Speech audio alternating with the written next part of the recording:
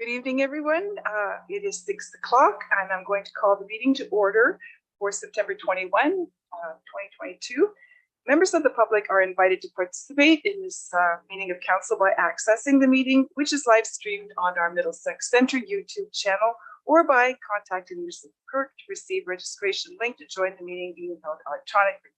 Members of the public, of whom we have a number here tonight, may also attend the meeting in person at the Coldstream Community Centre located at 10227 Ilderton Road in Coldstream. So we don't have any additions to the agenda tonight. I look to members of council. Are there any declarations of pecuniary interest?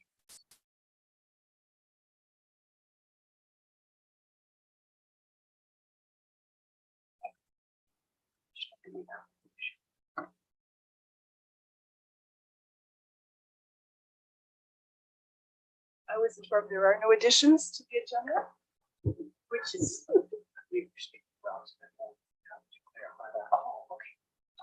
Through the chair, I can confirm that an additional memo with respect to a pre-servicing agreement was distributed by the Director of Public Works and Engineering prior to this evening's meeting.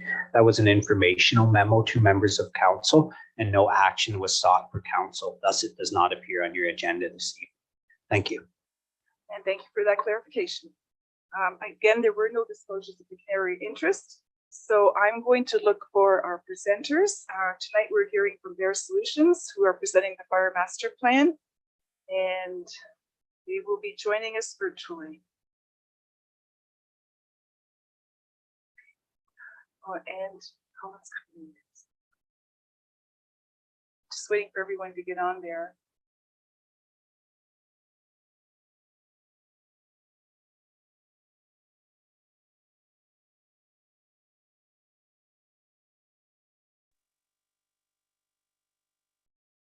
Don't see our fire chief yet. There he is.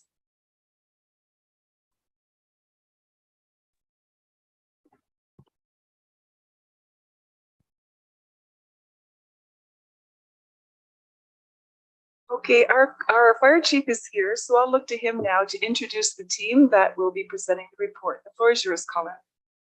Sure, thank you, Mayor. Through you, as council's aware, we have undertaken a master fire plan, excuse me, and a community risk assessment for 2022 to help drive us and guide us into the next 10 years.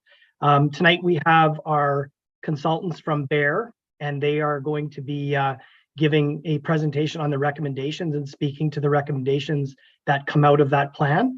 So I'd like to introduce Dale McLean, Rich Hildebrandt, Jeff Clark, and Isaac Commandante. Floor is yours, gentlemen.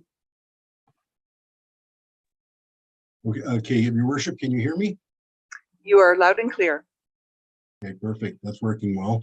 Yeah, I'm Jeff Carlisle. Unfortunately, a Vice President, Isaac Commandante, is having technical issues. So I'll be primarily the speaker with Dale and Rich joining in as required. Now, my question is, where do we put up the PowerPoint?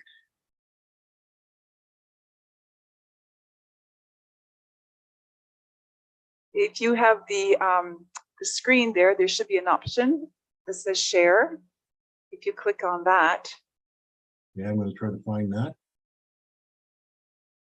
Share screen. So the bottom. Let's see if.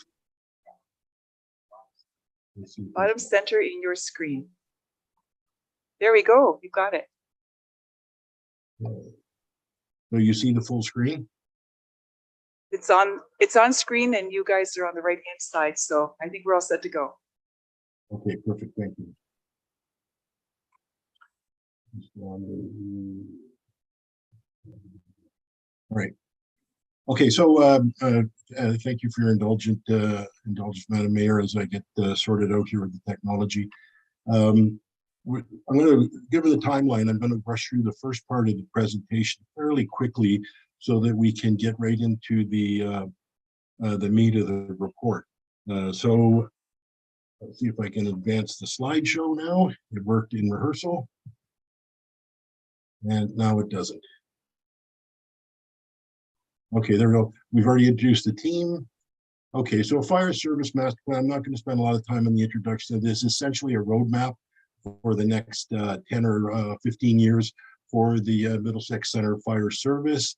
And it's recommended, obviously, to be reviewed on a recurring basis as things change for sure. Council priorities, risk change, population increases, those types of things. And the objectives are here is from the from your request for proposal is to do basically a top to bottom review of your fire service, look for gaps, and then how to address them. During the consultation process, we did three approaches: targeted interviews. We did a windshield tour and tour of the stations, actually on site. The target interviews included your leadership and administrative staff, as well as the CAO and other the district chiefs, those types of folks. Online firefighter survey was open to everybody to provide their input on the survey with a number of questions regarding their role and their work as a Middlesex Center firefighter. And finally, we did a community comparative analysis, and the fire chief provided us with a number of communities that are typically used as a comparative for Middlesex Center. Some of the things that we look for is specific community considerations are things like the community risk assessment, which we've done. We followed the Ontario Fire Marshals format, and we've done a rigorous community risk assessment. And then all these other things are areas that we look at: your official community plan, the current structures you have, the type of community that you are, industrial, agricultural, those types of things. And then we look at the department specific, the geographic boundaries, the historical review of responses, station location. We look at your training records, your staffing levels, your technology and records management. So we do a fairly holistic review of everything of the Middlesex Center Fire Service. Now, these are high-level risk that we identified as part of the community risk assessment. Is you have a very large and diverse response area, smaller hamlets and neighborhood centers with a lot of agricultural areas, some built-up areas, those types of things. You got quite an extensive transportation corridor, and there's potential there for hazardous material releases, obviously motor vehicle collisions, structure fires, of course, and other fire-related and severe weather events. I'm originally from Owen Sound, Ontario, and I happen to know that this area of Ontario knows how to do winter very well. So some of these standards that we use amongst provincial regulations, the Ontario Firefighter Occupational Health and Safety, we look at the Ontario Building Code, Fire Code. Then there's the certification process, or certification, firefighter certification, that recently came out. Along with the leading standards is NFPA 1710, which is more for career departments, but we take a look at that. And then we look at NFPA 1720, which is for volunteer or composite operations.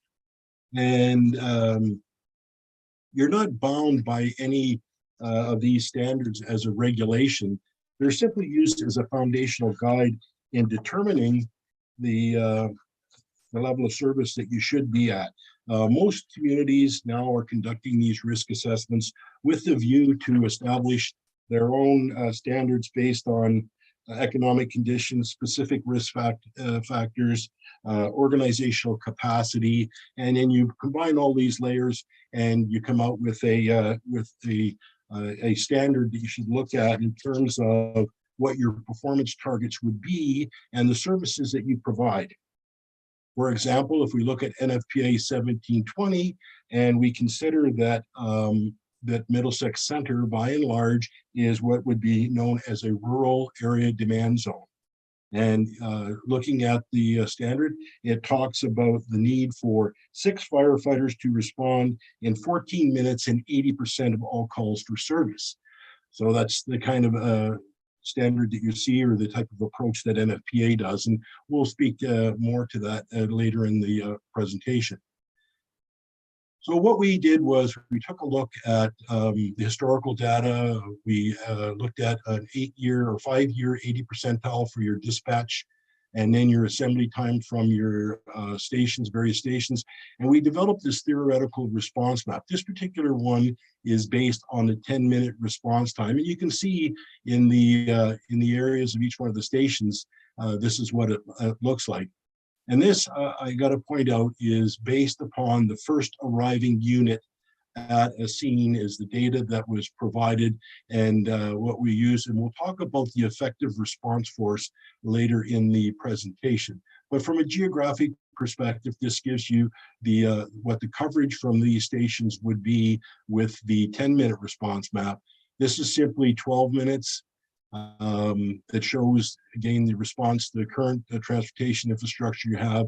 And the one that we're looking at is if you look at the 14-minute 6-firefighter standard from NFPA 1720, you would see that you have, from a geographic coverage perspective, that your stations are in relatively good locations with some overlapping areas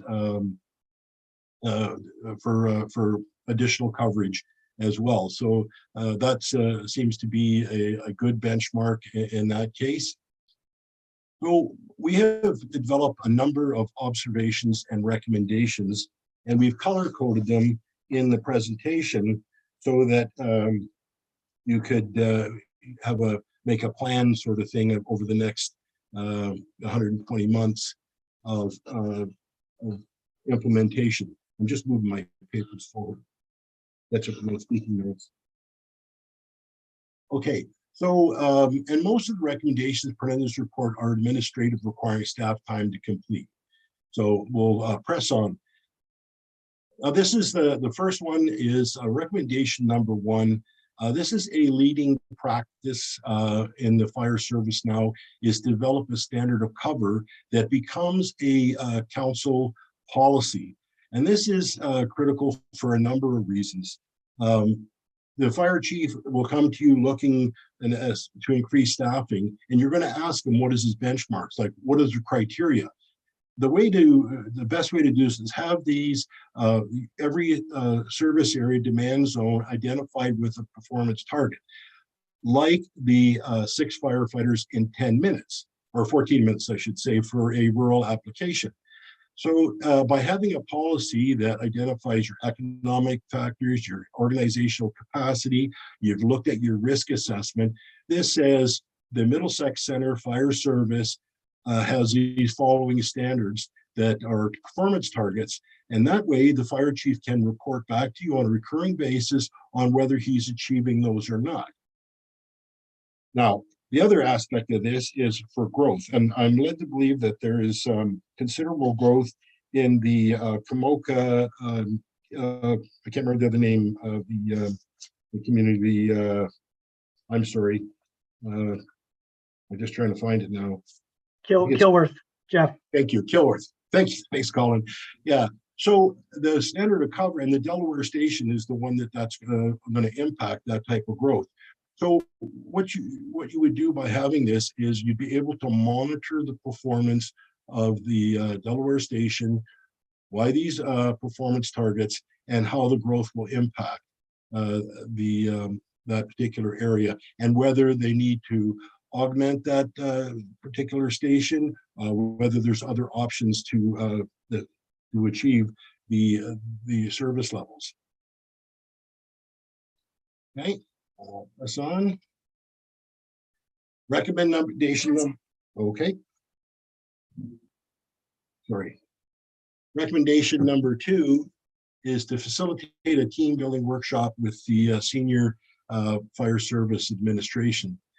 One of the things come out of the one of the interviews and discussions was I know the fire chief does team building. I know that he's done some work with them, but I think based on the feedback we got, it would be a really good opportunity to get everybody on the same page, maybe around the development of a standard of cover, but do it from an engaged perspective, have your district chiefs and assistant district chiefs engaged and have input into the number of aspects that are involved in the fire service, and particularly some of the observations that was made during the interview.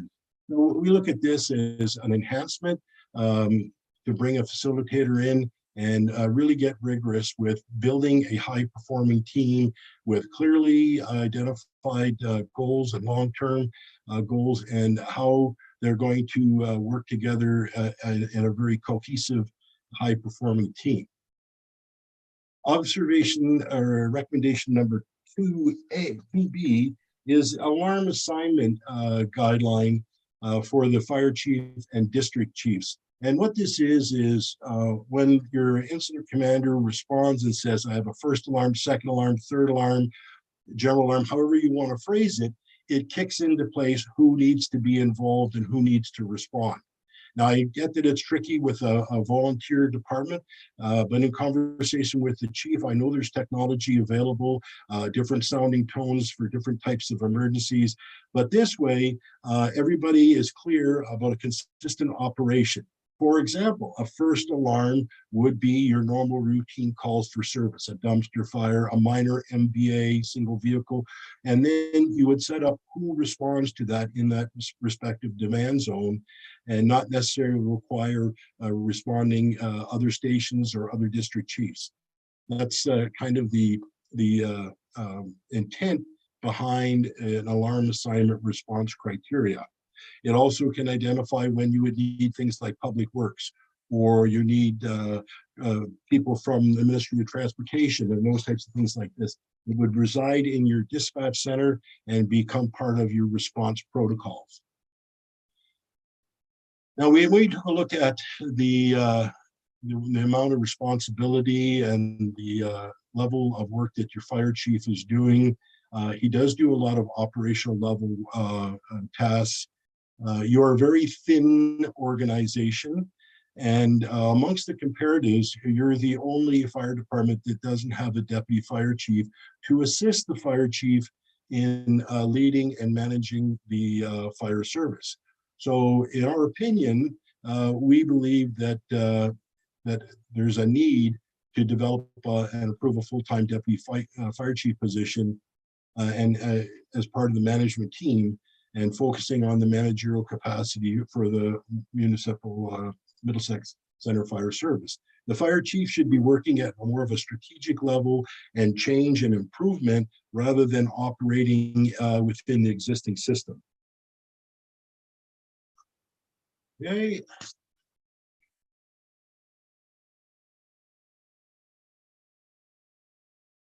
Recommendation number 4. This is a look at your paid on call and their current strategies you have. You lose 2 to 5 per year as part of a retirement or attrition. But right across the country, across North America, retaining paid on call is a challenge. Volunteerism is down. There's a big commitment time. There's people are busy with their lives and their family.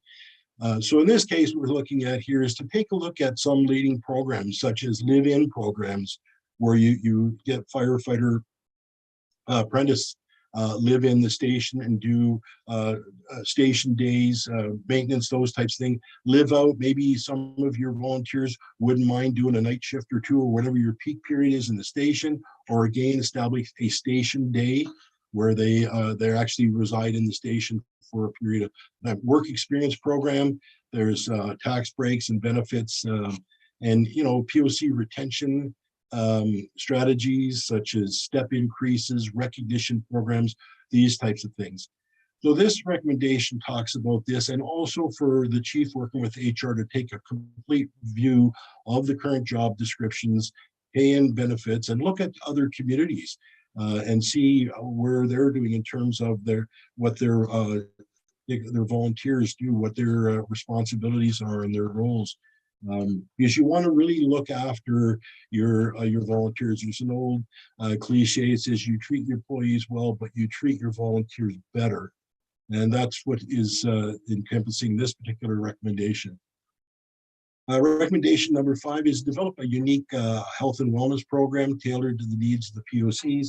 And this is, we're aware that Middlesex has an employee health and wellness program for the permanent staff.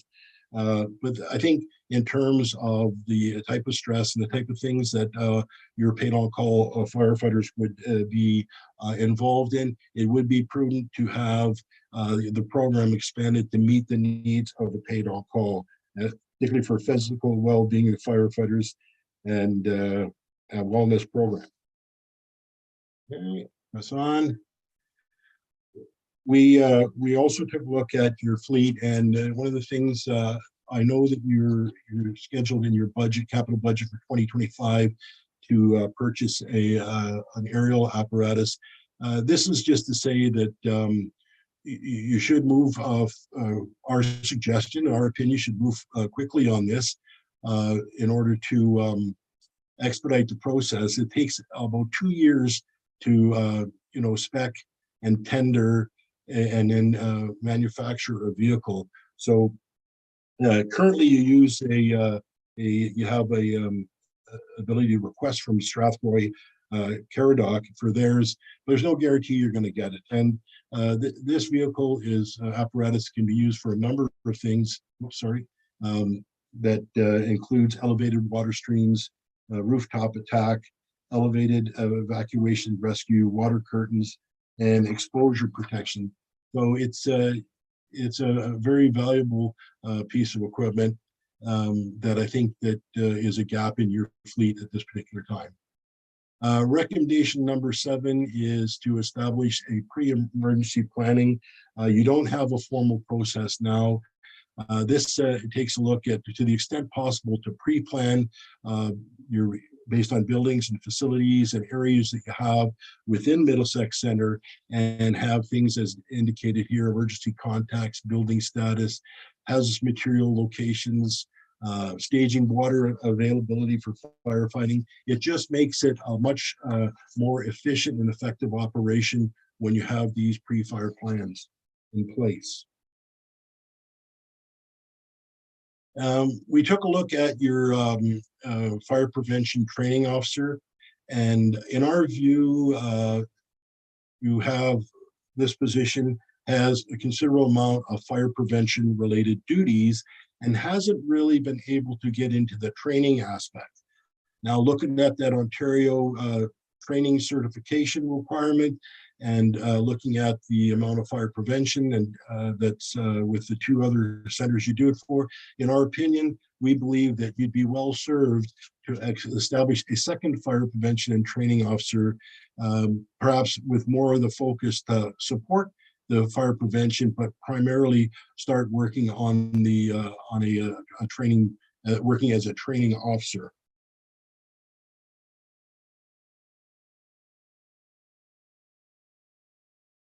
And this next one is to undertake a complete assessment of your fire stations. In this case here, we're looking at Arva, Bryanston, Delaware, and Ilderton Station Terminal long-term life cycle, capital assets, and focus on the systems, the building structure, the plant replacement value, those types of things.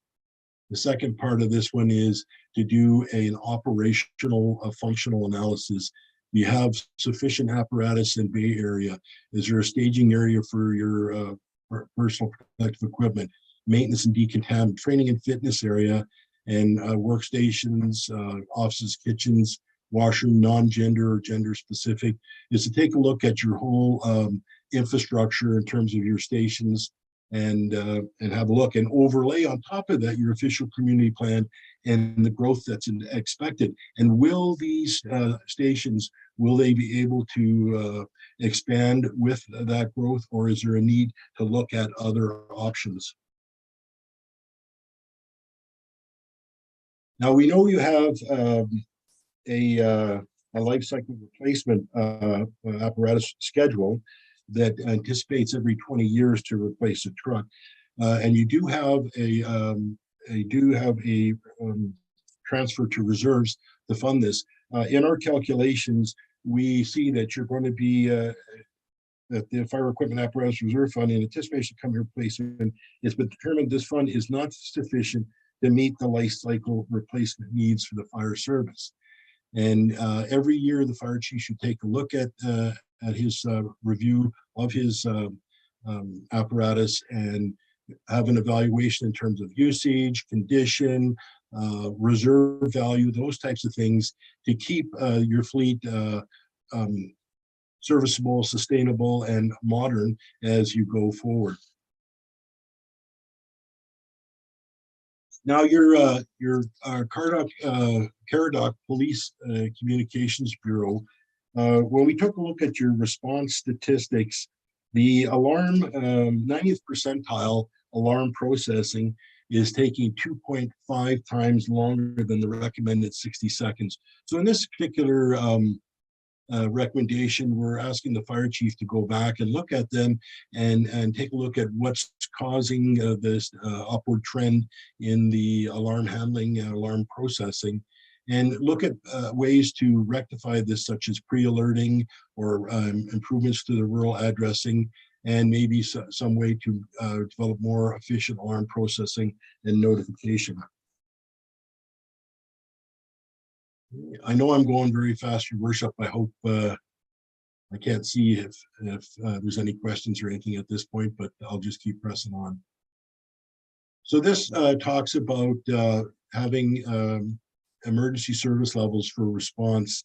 This will be reached as part of the standard of cover that we recommended, and the point of this is to have a recurring report, the relevant information that senior administration and council gets to see in terms of achieving the response performance.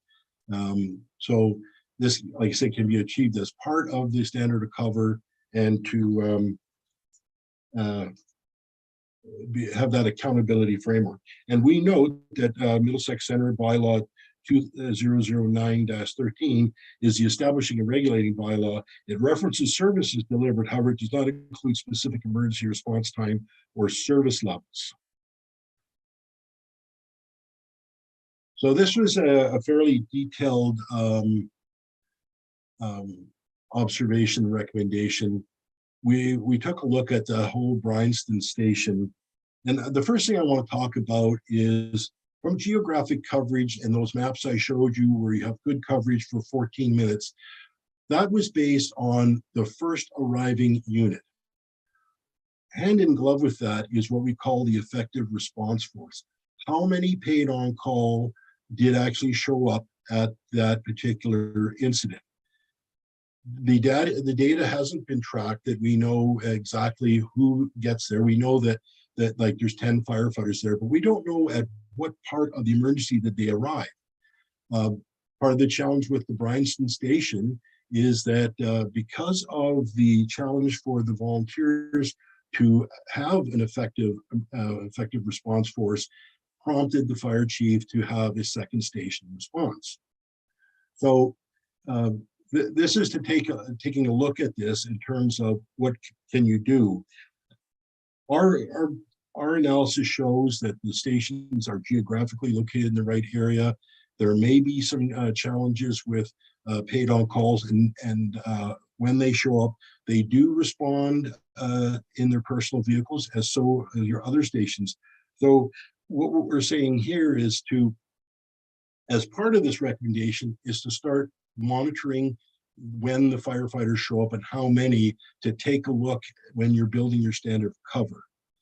So we looked at a number of options for the Bryanston station, and we believe that you maintain status quo for the present time, which is option 1, and then option 2 as the station performance decreases. So I go back to the standard of cover. You've established this response performance goal for the Bryanston station.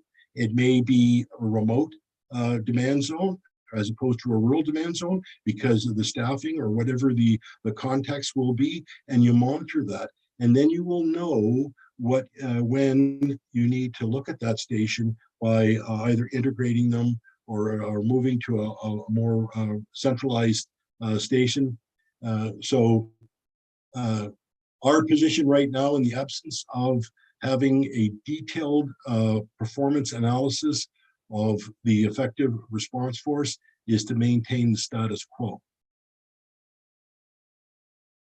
Part of the process is to identify the critical tasks for each of the common responses. So as the NFPA says, you need 6 firefighters in 14 minutes and 80% of the time. When the fire truck arrives at the scene, if there's only 1 or 2 POCs on board, there's very little offensive action they can take. So this is be based on looking at the critical tasks of each one. You could take a standard structural fire and you would look at all the critical tasks, and from this will come out how many you actually need.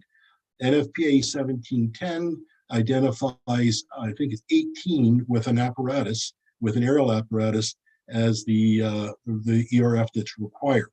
Now, in this case, with a volunteer service, we have to look at what is realistically achievable given the limitations of the paid on call. Your fire chief doesn't know for sure how many people are going to respond to any event. That you have some technology you're implementing in order to see who is responding. So it needs to take a really rigorous view at the tasks that need to be done and what your capabilities are if you show up at a structure fire and you have less than 4 people on the engine, for example. Now, I am aware that you are implementing a records management system, and currently, I think you're in Fire Pro, where you transition the data from your dispatch center, if I'm not mistaken, and so it's labor intensive and time consuming. So there is some systems that you can procure that would take this data and put it into a system where it can be used for things like a dashboard when we're talking about the fire chief reporting to you on the performance of his department. These records management systems can take all that data, what vehicles responded and when, the benchmarking, who attended the fire, what time did they arrive, those types of things will help with the records management and evaluating your service based on your standard of cover and the growth that is projected. Madam Mayor, that was a very fast one to get through. I'm sure there are some questions, and hopefully I didn't go too much over the 15 minutes. Thank you for that presentation. I know there will be questions, so I'll look to councillors to start us off. Councillor Cates, I see. Thank you, through you, Madam Mayor. So you have answered some of my questions already, so thank you. I have 2 things really. One thing that I just want to clarify, obviously, as I read this, so just so you know, I'm the counselor for Kamoka Kilworth. And so if we go back to the map, the 14-minute response coverage.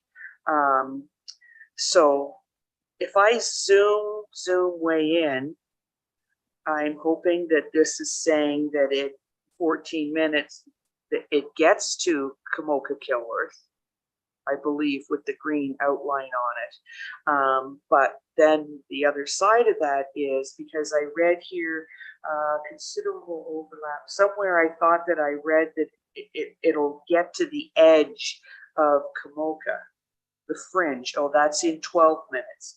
Reach the fringe of Kamoka within 12 minutes in most cases. And then we've got the 14 minutes.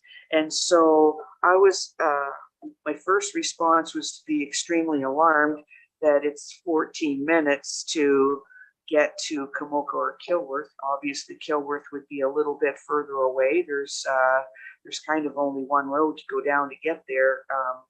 And so are you saying that are you saying that the standard of care is typically 14 minutes? Like, that's okay? That's what it normally is? Your worship, the 14 minutes and 6 firefighters and 80% of your calls is a standards identified in NFPA 1720. We simply used this as an example. It's based on your population density. So when we looked at Middlesex Center, your population density led us to a rural demand zone.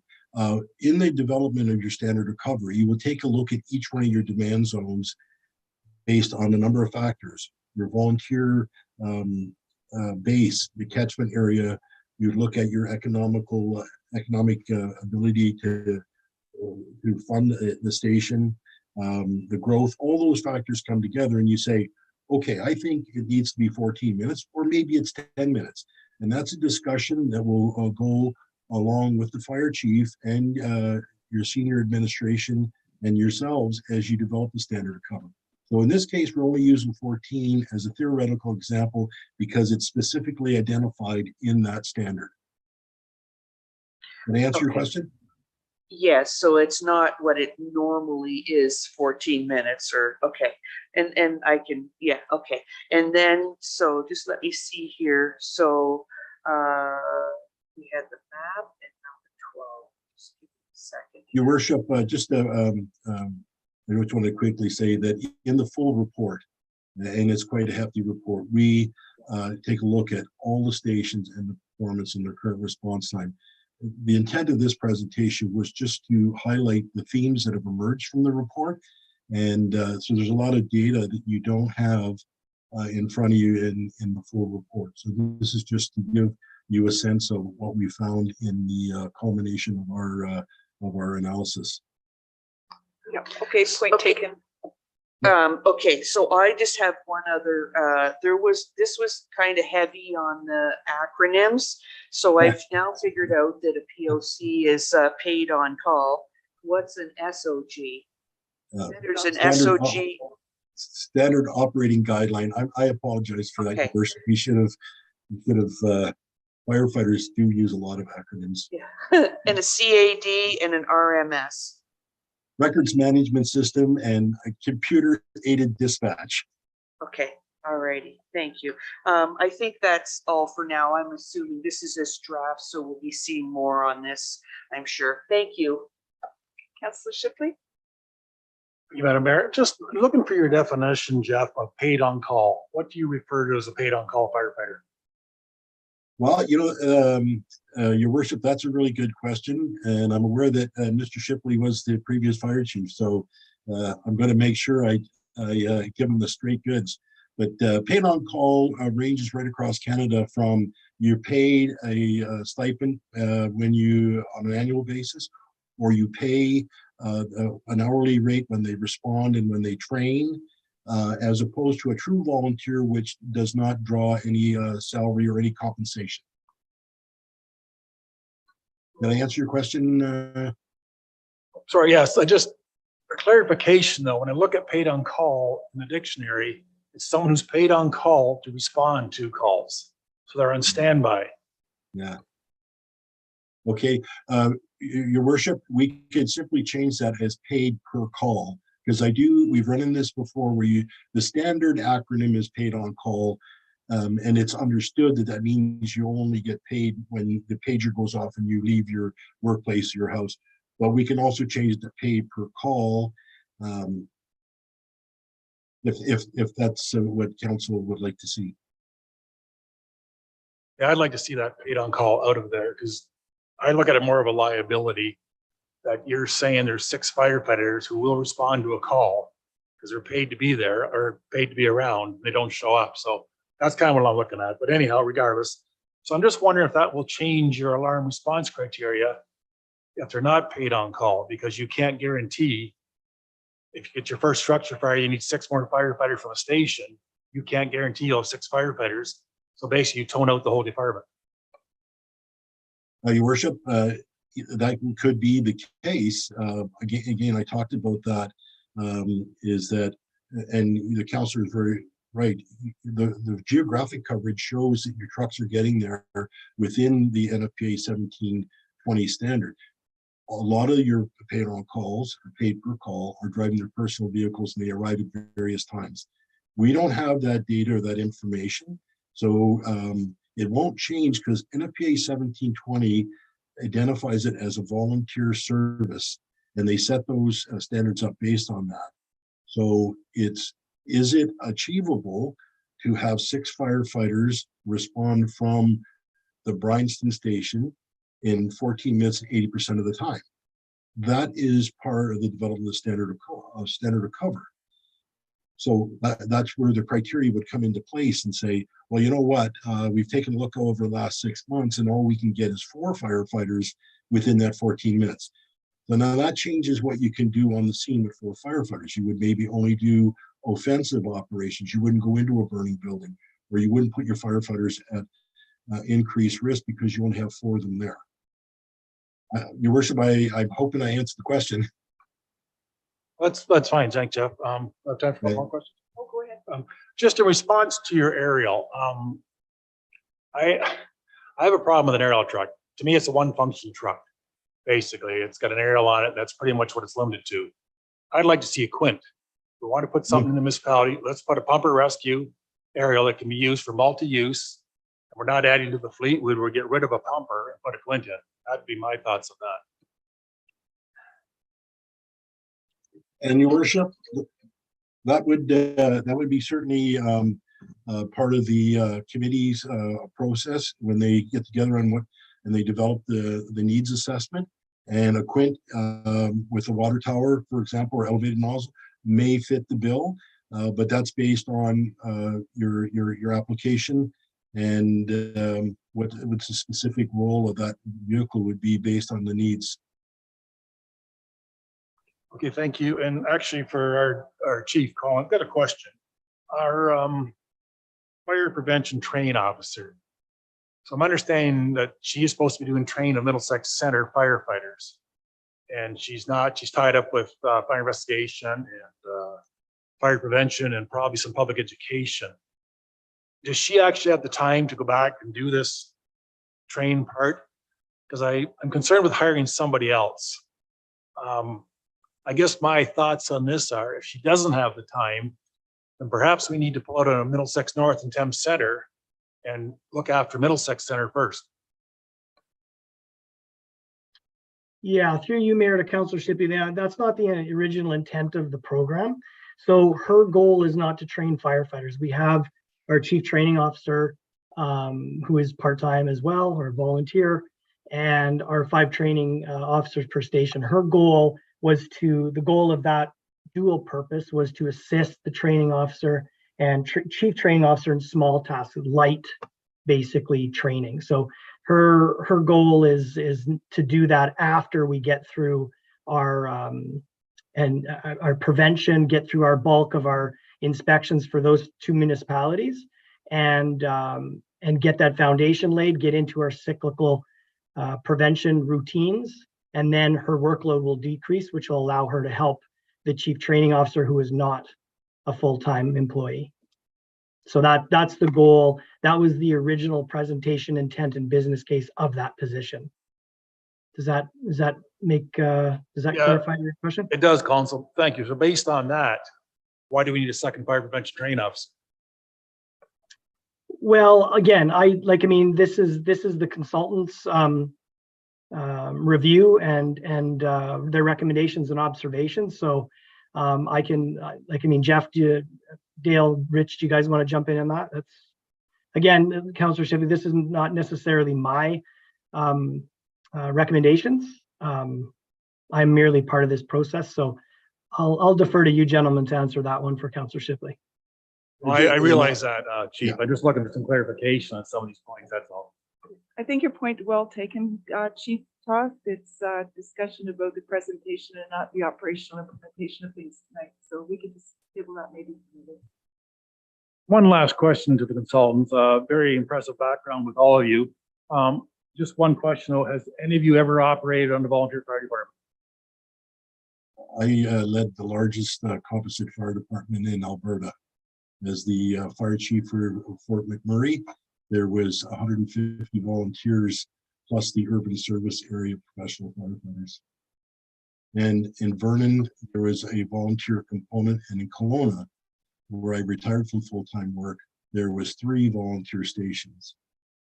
I believe Dale McLean also had volunteers in the Kamloops, and Rich Hildebrand did a lot of work with the county of Lethbridge and their volunteers.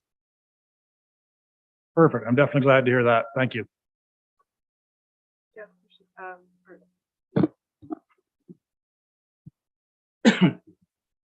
Through you, Madam Mayor, to Jeff.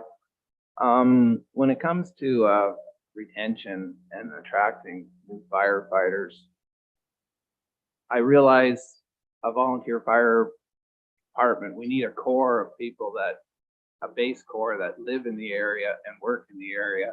So we've got people that are here during the day when something goes on, but we got to figure out how to attract the younger ones again, because it's not about money, it's about time. They just don't seem to have enough time, because my brother's a volunteer firefighter. He does it for a sense of duty. If we're at peak time and he takes off, we know he's gone. In that 1 hour he's gone, he's cost us more money than you pay him in a year as volunteer firefighter. So when you talk about money or this, it's not about money. So you got to figure out how to go back to, they just want community service. But I think the younger guys, their schedule just doesn't jive anymore. They want to, but they just can't make that big enough commitment because of wives and children and families. And so I hope that this report eventually tries to figure out how to get that back. Thank you. And Deputy Mayor Brennan? Thank you, Madam Mayor. I realize this is a draft copy and it is very high level. I'm just wondering when the full report will be coming to us. This draft copy has been a while coming. I'm just wondering when the final copy is going to come to us. Your Worship, I would hope that once we go through some changes we're about 98% right now, just some minor edits that we have to take. So I would say within the next 14 days for sure, you'll have the final report. Thank you very much.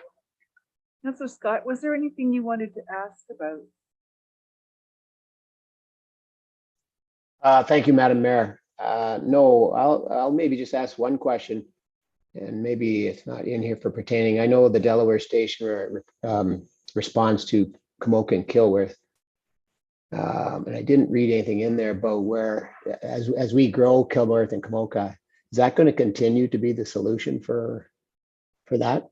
As far as Delaware, would it be always the one for going to Kamoka and Kilworth as it grows? Or has there been any thought put into that? Okay, Your Worship, if I understand the question, as we understand it, Delaware will be the primary station for that particular area, even growth. But we'll go back to the standard of cover again. You would have to monitor that and see how the growth impacts that, and then what options you have. What you want to try to avoid, because you have a very good service that's I think your operating budget's like 1.8 million. If you can't go back to attracting and retaining qualified people, the other option of full-time to provide that service level is quite a bit more expensive. I think with corporate costs, one firefighter is going to cost you $125,000 a year. And to staff a station based on growth, say you're going to transition Delaware to a full-time station, you're going to be looking at around 25, 26 people to staff that station for a 4-person response. So hand in glove performance standards and then retention of your paid on call is the key. Yeah. Okay. No, that's what I was just thinking. I'm just thinking out loud about the future, because it's growing pretty good over there, and Delaware Station is pretty small, and it also responds to the 402 and all that kind of stuff. And then we go far south.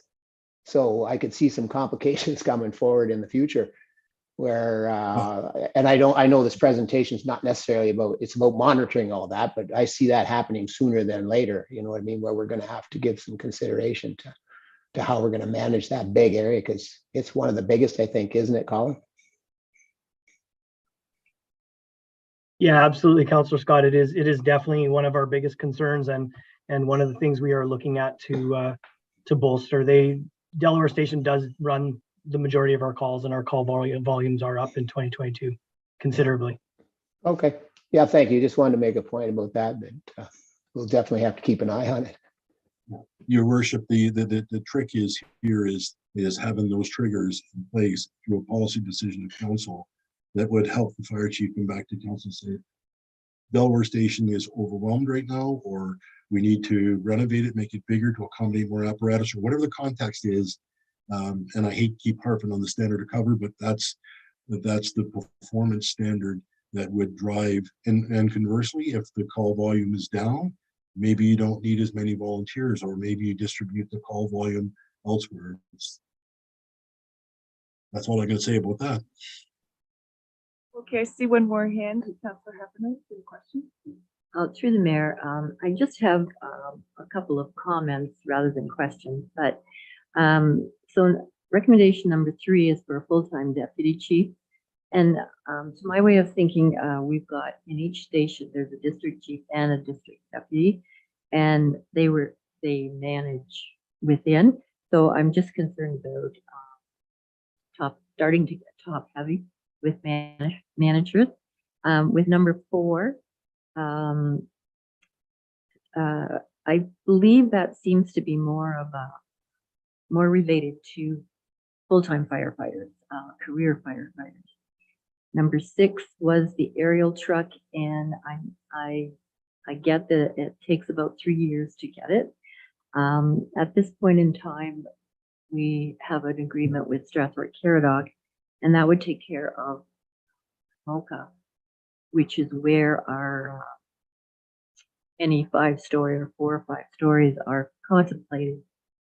In Ilderton, for example, we don't have any of that, Kevin, and in Arva as well. So I think as long as we can continue that partnership with Strathroy Caradoc, and for the now, I think that's the way that one should be left.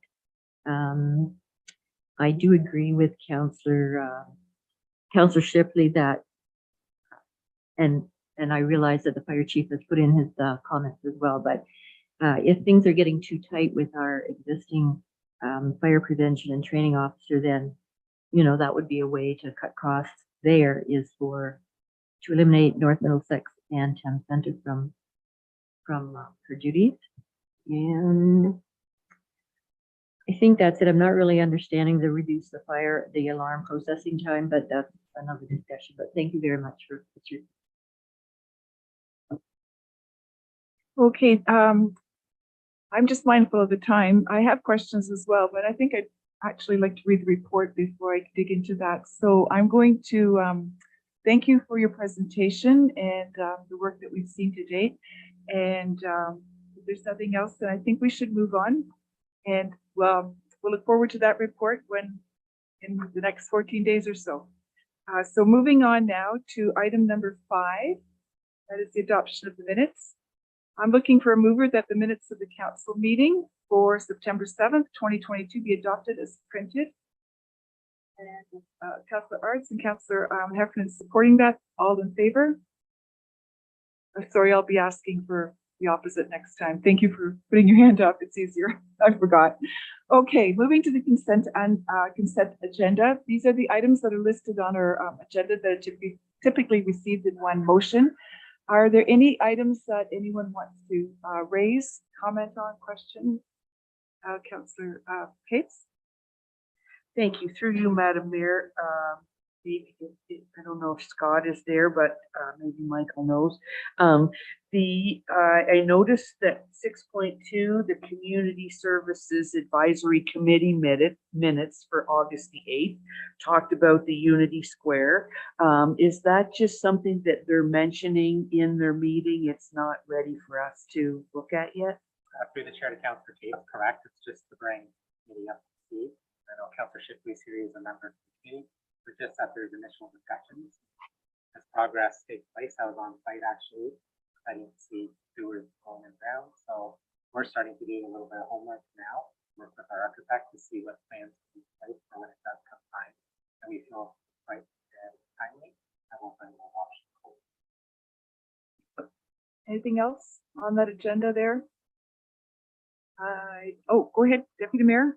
Just a comment on the Optimist Club looking at running the concessions that we're in.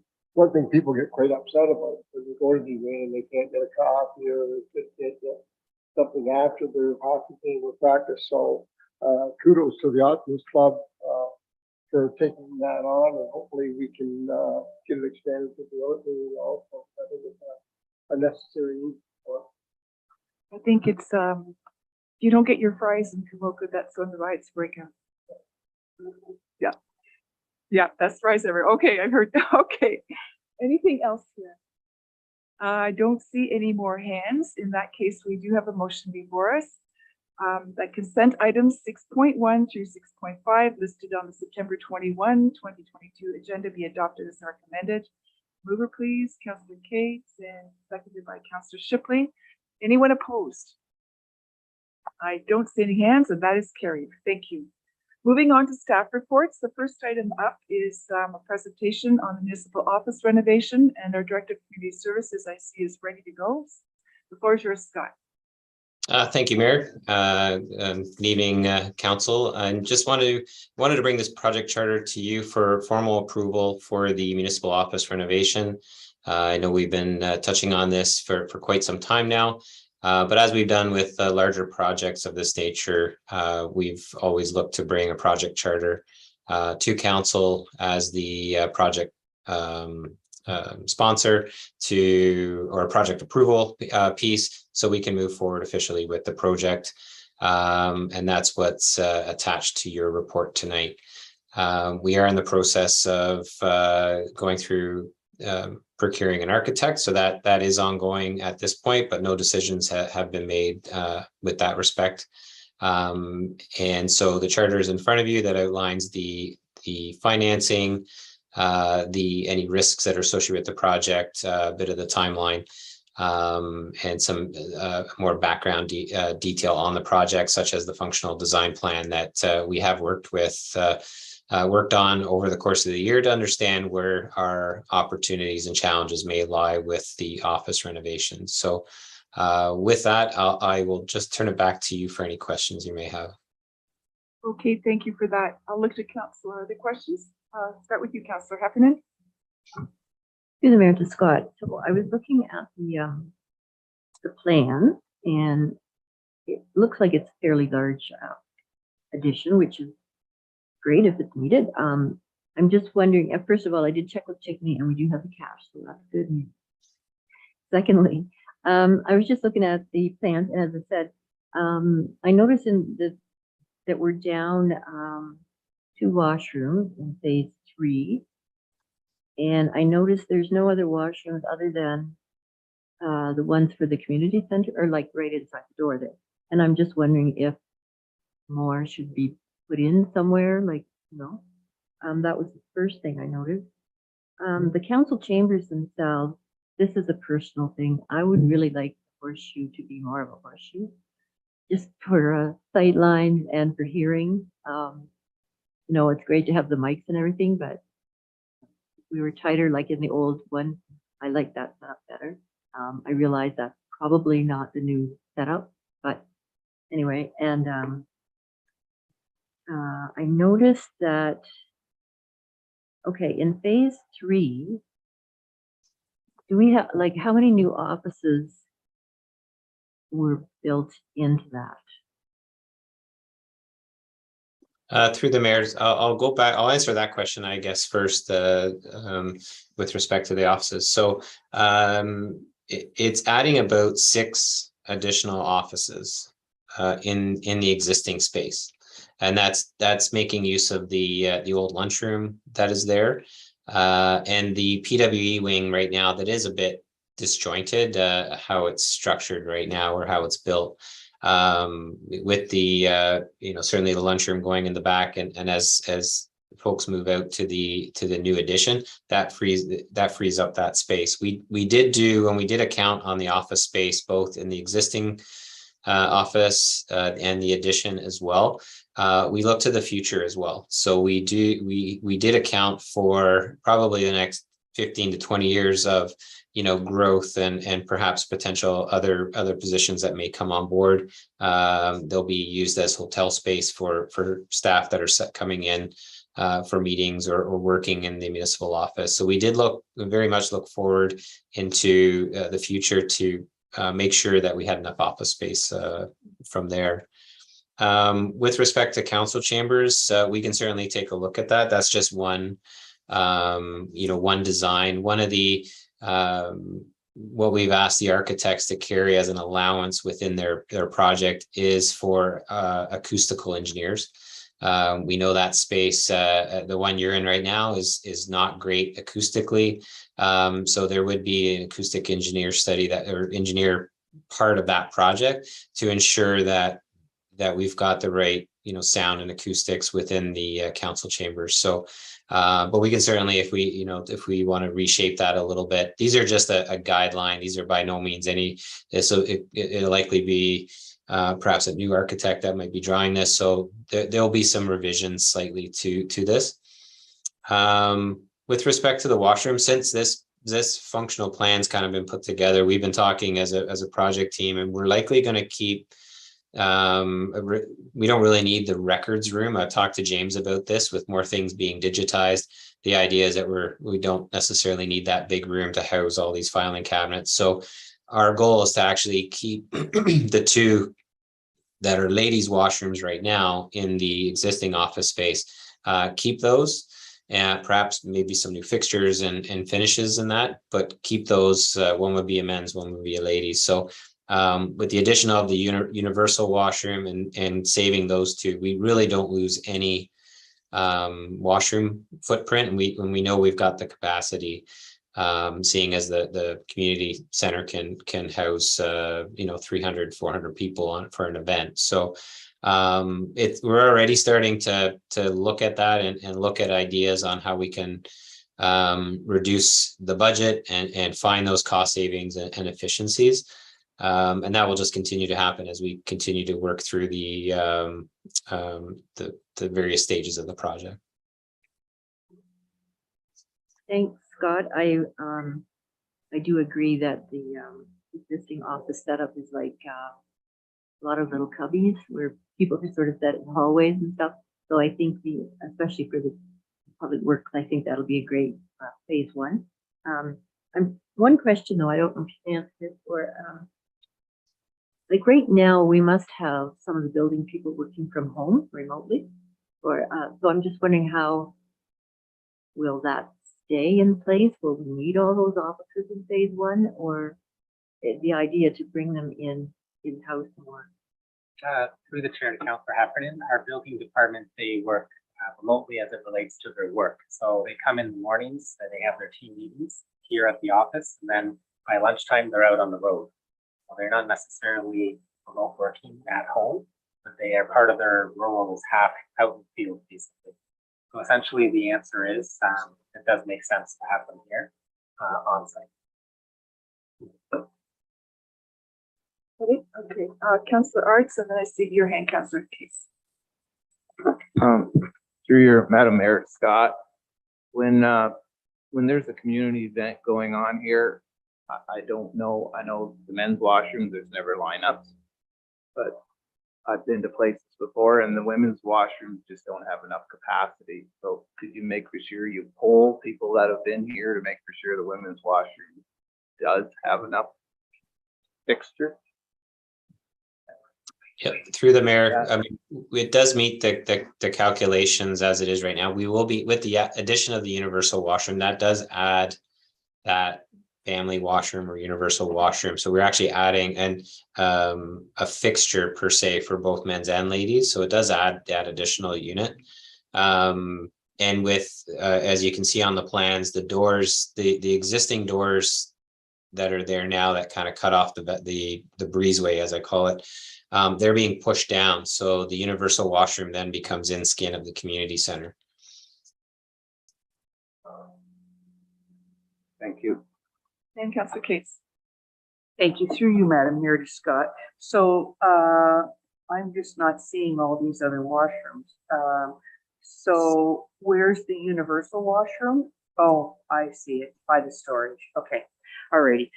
So my thought in looking at this in the green section, that's going to be the, phase 1 building and planning department, 2 stories. So that whole entire new section and all those offices, is there no washrooms there? Like the guy that works on the top floor for our office has to go all the way down an elevator to get to the washroom. Arnie may have a longer walk, and yes, correct, through the mayor to Councillor Kate. So it just comes down to cost. Certainly that would be, to add that in there, it could be an additional expense. Certainly something we can look at. Again, these are not final drawings by any means. I think as we get further along in the project and we hire an architect and we get into the detailed design phase, we can, the project team can certainly bring that forward and see if there's some potential to at least have a small, or something, in that area for the staff.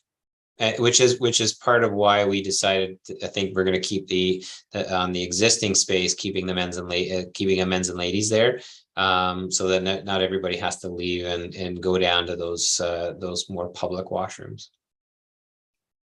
Thank you. Add Sorry, on? I get to add to that. So in this whole plan, then, are we trying? I should first say, is it septic here, or do we have municipal services here? Through the merit septic. So are we trying to keep to the same septic? Through the merit, we know we've got the capacity, so the size, we're not worried about the size. However, with the location of the current septic bed and where the tanks are now, and in that drawing, there's right at the front, in between the two entrances, are the septic tanks. So in order to reroute some things, with the addition of the council chambers, may force us to do some changes to our septic and how, from the tanks over to the septic bed. So with that, we may have an opportunity, and it may be advantageous if we're digging it up to simply upgrade them at the time. Okay, thank you. But it's one of those ones that can't get answered until we start digging into the detailed design and start, really doing the engineering for this. Is there anyone else? I had a quick question for you. I was looking at the risk mitigation pieces in the charter, and I see the risks are identified, but is the plan then going forward identify which are high risks and prepare a mitigation plan for those specifically? We can put those, I can certainly do that, Mayor, if we wanted to identify, a little bit more precisely what those mitigation risks are in those high risk areas. We can certainly do that. Well, I guess my thought was some are high, medium, and low. You don't want to necessarily do a complete list of, they've identified, the list of risks is long. I'm not sure that all of them apply. Correct. But I was wondering, is the strategy then to elaborate on those that might be relevant to our situation? But if this is, I just trying to clarify this exercise. If it's an exercise in thinking, then it's done. Yeah, okay. So we may or may not see additional detail. Through the chair to the mayor, yeah, correct. It's all based on, once we get into the architectural design and the design build concept, it's when the HIRA will kick in and then we'll address some of these medium, high and low risks that will come into play. Okay. All right.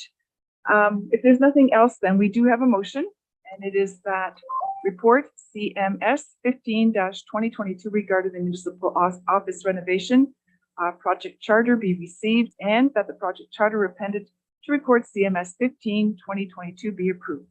Could I have a mover, please? Councillor Cates, Councillor Heffernan. Is anyone opposed? I don't see any hands. Thank you for that, Scott. This is really exciting stuff. So it would be good to get bathrooms where we need them. Thank you. Okay. moving on. The next item up is a report from our Chief Administrative Officer on Bill 3, the Strong Mayors Building Homes Act 2022. Floor is yours. Thank you, Madam Mayor. Through the chair to members of council. This is an information report that I want to bring before council. Fairly fast legislation that was passed by the province on September the 8th. With very little input. And so this information report is in conjunction with our integrity commissioner, provided a general summary of some of the overview and sessions that are noted within the legislation that I wanted council and the public to be aware of, especially as it relates to some of the additional duties that are being afforded to the mayors of Toronto and Ottawa, which now the premier is saying will be eventually expanded to other municipalities, hence the information report before you. And so I just wanted council to be aware of some of these additional powers that are being afforded. And we're at this point waiting to see when the Municipal Act will be amended, at which time council will be apprised. But as it stands now, the legislation has been passed by the legislator. And so in your report, there's an appendix that I wanted council to give consideration to, where right now the report is just for information only. However, staff have prepared a recommendation, if you feel it's warranted, that we can provide that to the premier and the Minister of Municipal Affairs, if it's council's wish to do so, only because having reviewed and received a number of other pieces of correspondence, this is what's happening around us in the municipal realm. And so if it's council's wish, the resolution and appendix 2 can be passed if you feel deemed it appropriate to do so. Be happy to take any questions. Thank you for that report. I'm going to look at council for comments or questions. Yes, Councillor Heffernan. First of all, I definitely support a resolution. I sent my own response to that to the Premier, to Minister Clark and Minister McNaughton. All three of them acknowledged it. No response from Minister McNaughton or Minister Clark. However, the Premier did copy Minister Clark on his response, which was that Minister Clark was called. But anyway, at this point in time, I have not made actual contact with any of them, so I definitely would support a resolution. Is there anyone else who's got a question, comment, observation? Go ahead, Deputy. I think we need to respond to this. By the looks of this Strong Mayors Act, we really don't need a council. All we need is the mayor. Because the mayor can veto anything they want and pretty much do what they want to do, regardless of what council wants to do. So if this goes through, then virtually you get rid of council and just have a mayor, because that's who's going to be making calling all the shots anyways. So I think we need to respond to this. The bad news is it was second reading already when we were at AMO, and it has subsequently passed. The goal was to get it done before elections. Yeah. And it's only a matter of time. They're already talking about moving it from Ottawa and Toronto down the pipeline. Yeah.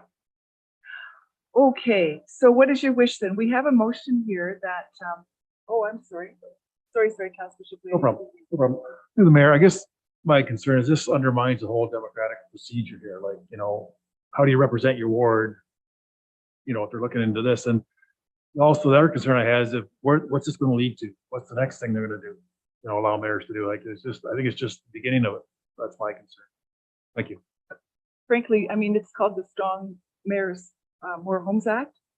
I still don't see even a dotted line between the role of a mayor and ending up with more housing. Like, if this is somehow supposed to appease people, and I mean, we have a housing crisis in Ontario. There's no question about that. But the fact is that this isn't up to mayors. We're not the ones that, yeah. And I'm not really clear on how having one person override everyone else's vote is going to be. Don't get me started. Yeah. Okay. So the first motion before us is we have to receive this information. So the motion, that motion is that report CAO 2722 regarding Bill 3 Strong Mayors Building Homes Act 2022 be received this information. Okay, I've got Deputy Mayor Brennan and Councillor Shipley. And oh, sorry, I missed your hand there, Brad. Is anyone opposed to that? I don't see any hands, and that is carried. Okay, so we have a resolution here. We're going to need a mover and a seconder. I'll read it. Be it resolved that council received the letter dated August 10th, 2022 from the Ministry of Municipal Affairs and Housing pertaining to Strong Mayor's Building Homes Act for information, and that Middlesex Centre Council supports the need for action on the housing crisis, and more specifically, that affordable housing crisis, and feels strongly that the Strong Mayor powers will not assist in building homes faster. Rather, it will function to undermine the democratic process and inappropriately blur the lines between professional municipal staff advice and political considerations. And that a letter be sent to the Premier of Ontario and the Minister of Municipal Affairs and Housing outlining these proposed powers are not appropriate for Toronto, Ottawa, or any other municipality under consideration and cannot be directly linked to building homes faster. And further, that Bill 3 should not be passed into law until full public consultation with all Ontario municipalities is completed. If I could have a mover, please. Thank you, Councillor Scott, and seconded by Councillor Arks. Is anyone opposed? And that is carried unanimously. Thank you for that, Council. And now we can move to the Committee of Adjustment. Get into the public pieces here. There is no Committee of Adjustment meeting for tonight, but we have to move into public meetings pursuant to the Planning Act. So the motion before us is that Council does move into public meetings pursuant to the Planning Act, RSO 1990, as amended to consider the applications listed on the September 21st, 22 Council agenda. Mover, please. Deputy Mayor Brennan, Councillor Cates, anyone opposed?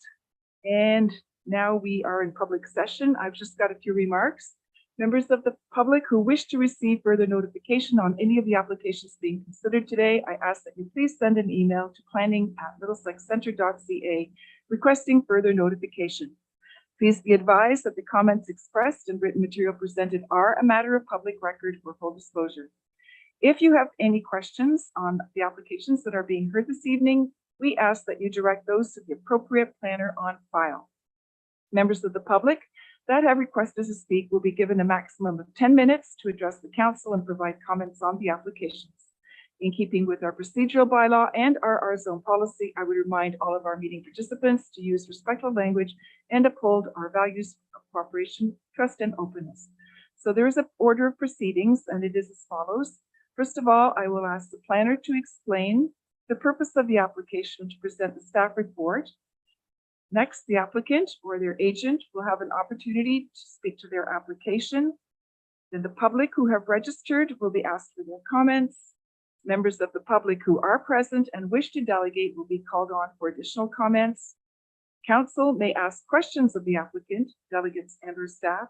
And then finally, I'll ask then for consideration of motions regarding the applications that we've heard. So the first item up tonight, I see our planner, Mr. Fitzgerald is here. It's an application for consent for 23790 Denfield Road. And we'll start with you, Dan. The floor is yours. Through the chair, thank you, Madam Mayor and members of council. So for the benefit of the public, my name is Dan Fitzgerald and I am a planner with Middlesex County. And I represent or provide professional planning services to Middlesex Centre here this evening. So the purpose of this consent application for council today is with respect to a consent to sever an existing residential lot, primarily in half, to establish a new lot with a frontage of approximately 43.25 meters along Denfield Road, a depth of 84.6 meters, and an overall area of 0.9 acres. And for clarification, the remnant parcel in this case would have the same dimensions and depth. The applicant is also concurrently applying for consent to establish a shared access easement to the county road as a result of the severance proposal and comments received during initial circulation of the application. The effect of the proposal would be to create a new residential lot for the purpose of establishing a new single detached residence. The subject property is a 1.79 acre residential parcel, which is located in the hamlet of Denfield, and as alluded to is municipally known as 23790 Denfield Road. The property contains a single detached dwelling as well as associated accessory uses. It is on municipal water as well as a private septic system in terms of for the sanitary services. The lands are designated hamlets in the local official plan, and they're zoned hamlet residential first density or HR1 zone in Middlesex Center's comprehensive zoning bylaw. The lands are generally bounded by residential development in the format of large single detached residence to the north as well as the south and west, and they back onto agricultural lands to the east. Generally, the provincial policy statement, county official plan, and our local official plan here in Middlesex Center permit lot creation and promote infill and intensification to achieve growth objectives within the identified settlement boundaries where it is deemed appropriate. The subject lands are fully within, are within a partially municipally serviced area, and they abut an existing county road for access. The applicant has provided a preliminary sanitary assessment report, which has been reviewed by staff, indicating that there is an ability for the severed as well as retained parcel to be of an adequate size, which would accommodate a septic system as well as a 100% contingency area on both of the lots. Additionally, the proposed lot is able to meet minimum zoning bylaw requirements of the HR1 zone. The proposed easements serve to provide a one consolidated access point to the county road as required by our county engineer. As such, it seeks to provide safe access points to each parcel while reducing the potential impact to the existing county roads network. This type of development generally is the preferred form, as it does promote a more efficient use of land and infrastructure while reducing the need for settlement boundary expansions. Staff have added recommended conditions to the report, of which most are considered standard conditions that we generally attach to proposed consents. So given the above, I am recommending that the subject application for both consent files be approved, subject to the conditions that are outlined in the planning report. Thank you, and I'm certainly available to answer any questions council may have.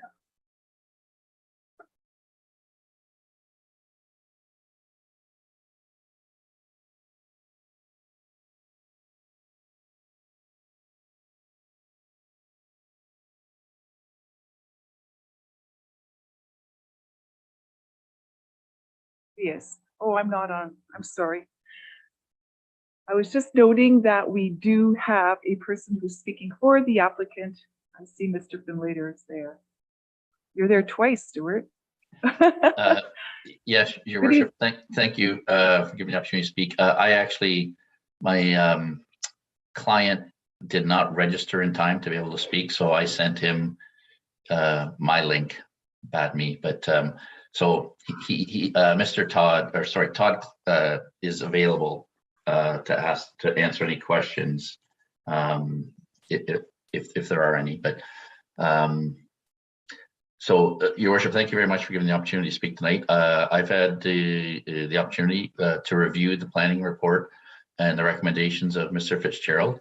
I've discussed them with my client, Mr. Cook, and we are satisfied with the recommendation and the conditions. It's a fairly straightforward application, and so we would ask council to approve the applications as applied for, and we will endeavor to meet the conditions that Mr. Fitzgerald has attached to the applications. And if there's any questions, I'd be pleased to answer them, or Mr. Cook could answer them if there's any directly related to him. So with that, I'll turn it back to you, Your Worship. Thank you kindly. No members of the public did request to delegate, but I'm going to ask, are the members of the public in attendance virtually or in person who wish to comment on this application? Those of you who are joining us virtually, please use the raise hand feature on your screen, or raise your hand if you're here in person. We'll give them a minute there. Okay, so I don't think there's anyone who has anything to add to this. I'm looking at council for questions, comments, clarifications. Go ahead, Councillor Arts. through you, Madam Mayor, to the applicants or Stuart, I suppose. I've got nothing wrong with this proposal, but the problem I have is we'll do this and then someone will come back, oh, I want a minor variance. So I'll just let you know, I won't be very receptive to a minor variance after we approve this. Thank you. Any other comments? Yes, Councillor Cates. Thank you. Through you, Madam Mayor. I first had the question of why can this person take a 1.79 acre lot and split it in half and other people can't, but now I understand Dan's clarified, partly with what else is going on in the area and the servicing it does have, etc. So my question is about the driveway configuration. So here we are with a shared easement entrance there. At least this one has more space than the other one we've recently talked about. So I'm assuming that this driveway is literally going to be moving. The one that's there, like for the line that's the yellow line. Are they leaving the one that's, yeah, sorry, through you, Madam Mayor, to Dan. They're or maybe it's Stuart. Are they actually moving the driveway? And I was also curious on where the current septic is of the current house. Is the what would be the new lot empty? Through the chair, Councillor Cates. So the first of all, with respect to the access point, yeah. So the location of the existing driveway, based on the dimensions of the lot, will have to move from its current location. So it will move north, and the shared access would be established further north. So the existing one will be decommissioned and removed.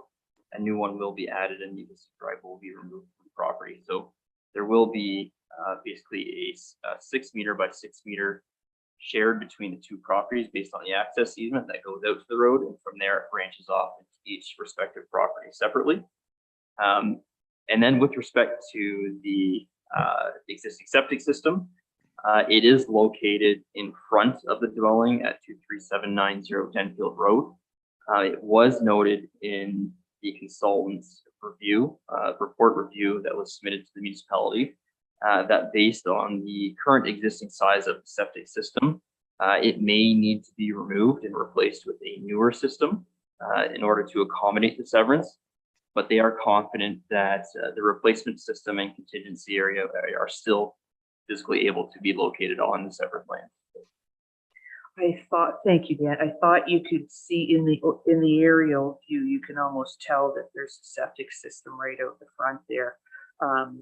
And so the grade area that says septic bed expanded contact area, that's going to be for the new house.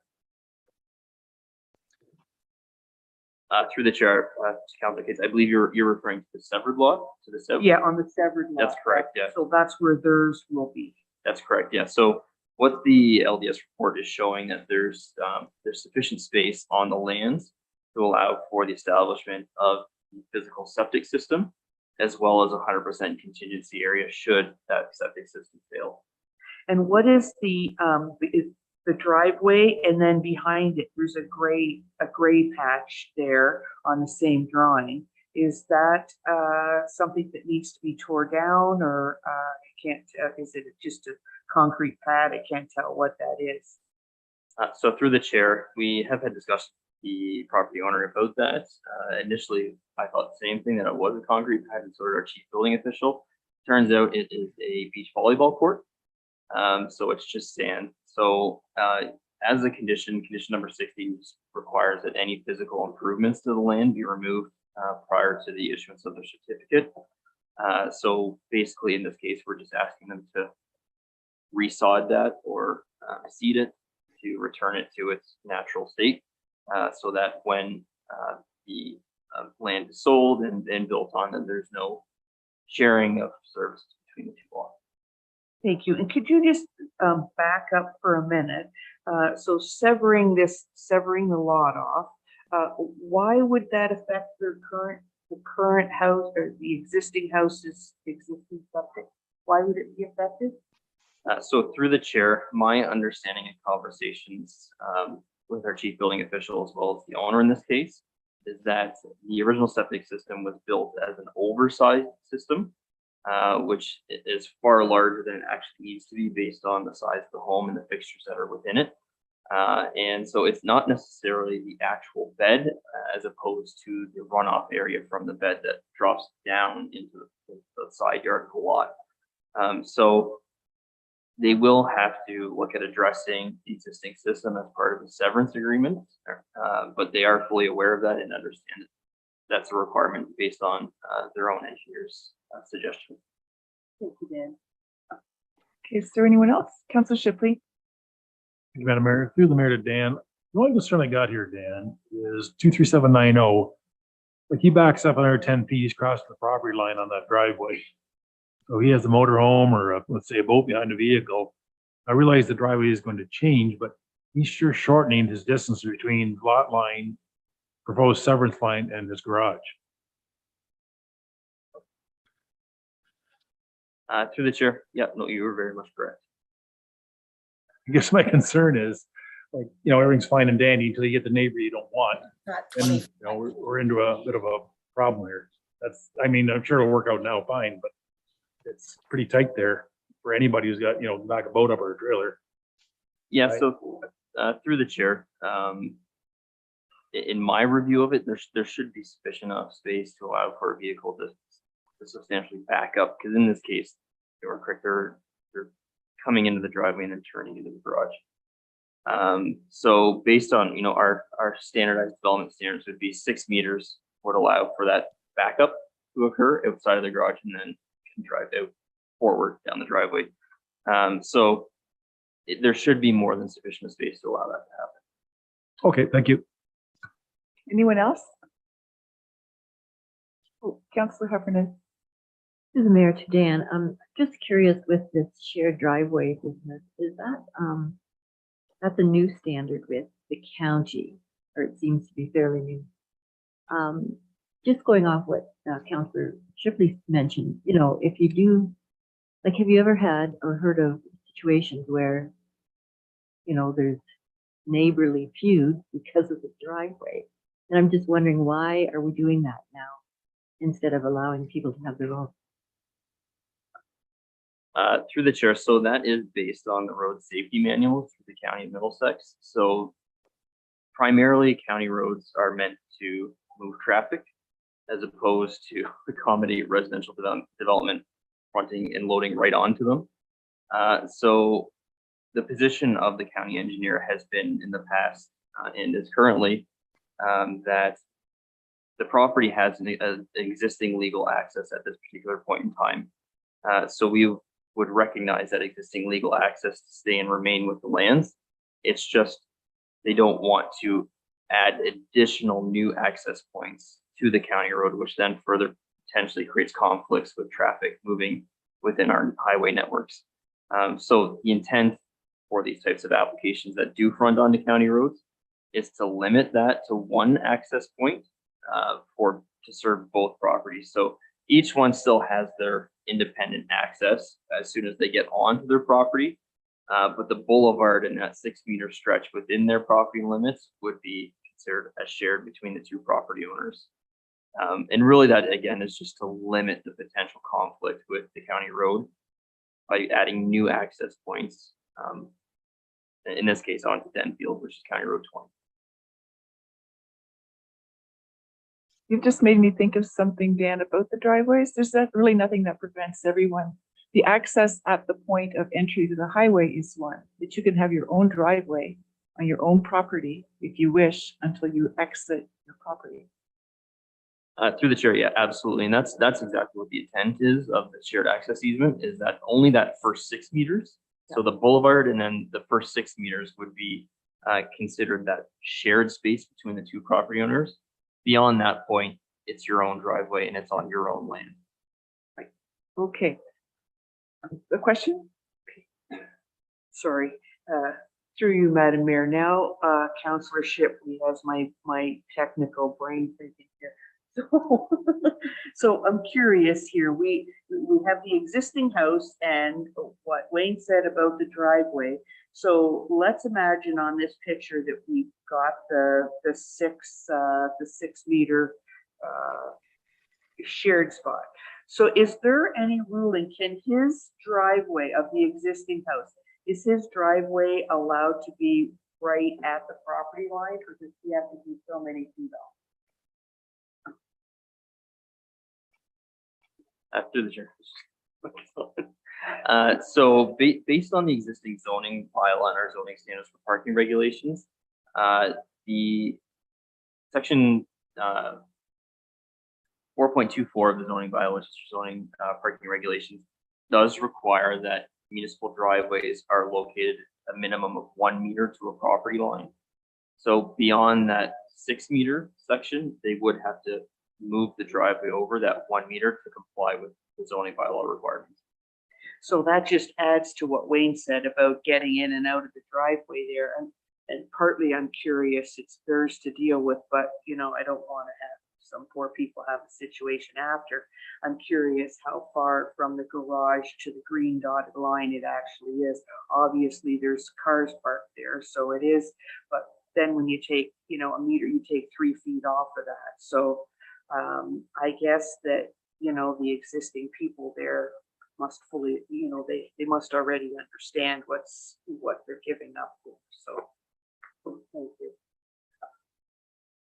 Okay, if there's nothing further, then we have a motion before for us, and that is the consent of applications B-10 2022 filed by Stuart and later on behalf of the Heather Cook in order to sever a residential lot from a 1.79 acre residential property to facilitate the construction of a single detached dwelling on the severed lot, with severed lot having a frontage of approximately 43.25 meters along Denfield Road, a depth of 84.6 meters, and an area approximately of 0.9 acres, and a retained and frontage of approximately the same distance on Denfield Road and the same depth, same acreage from a property legally described as part of Lot 28, Concession 15 South in the municipality of Middlesex Centre, County of Middlesex be granted.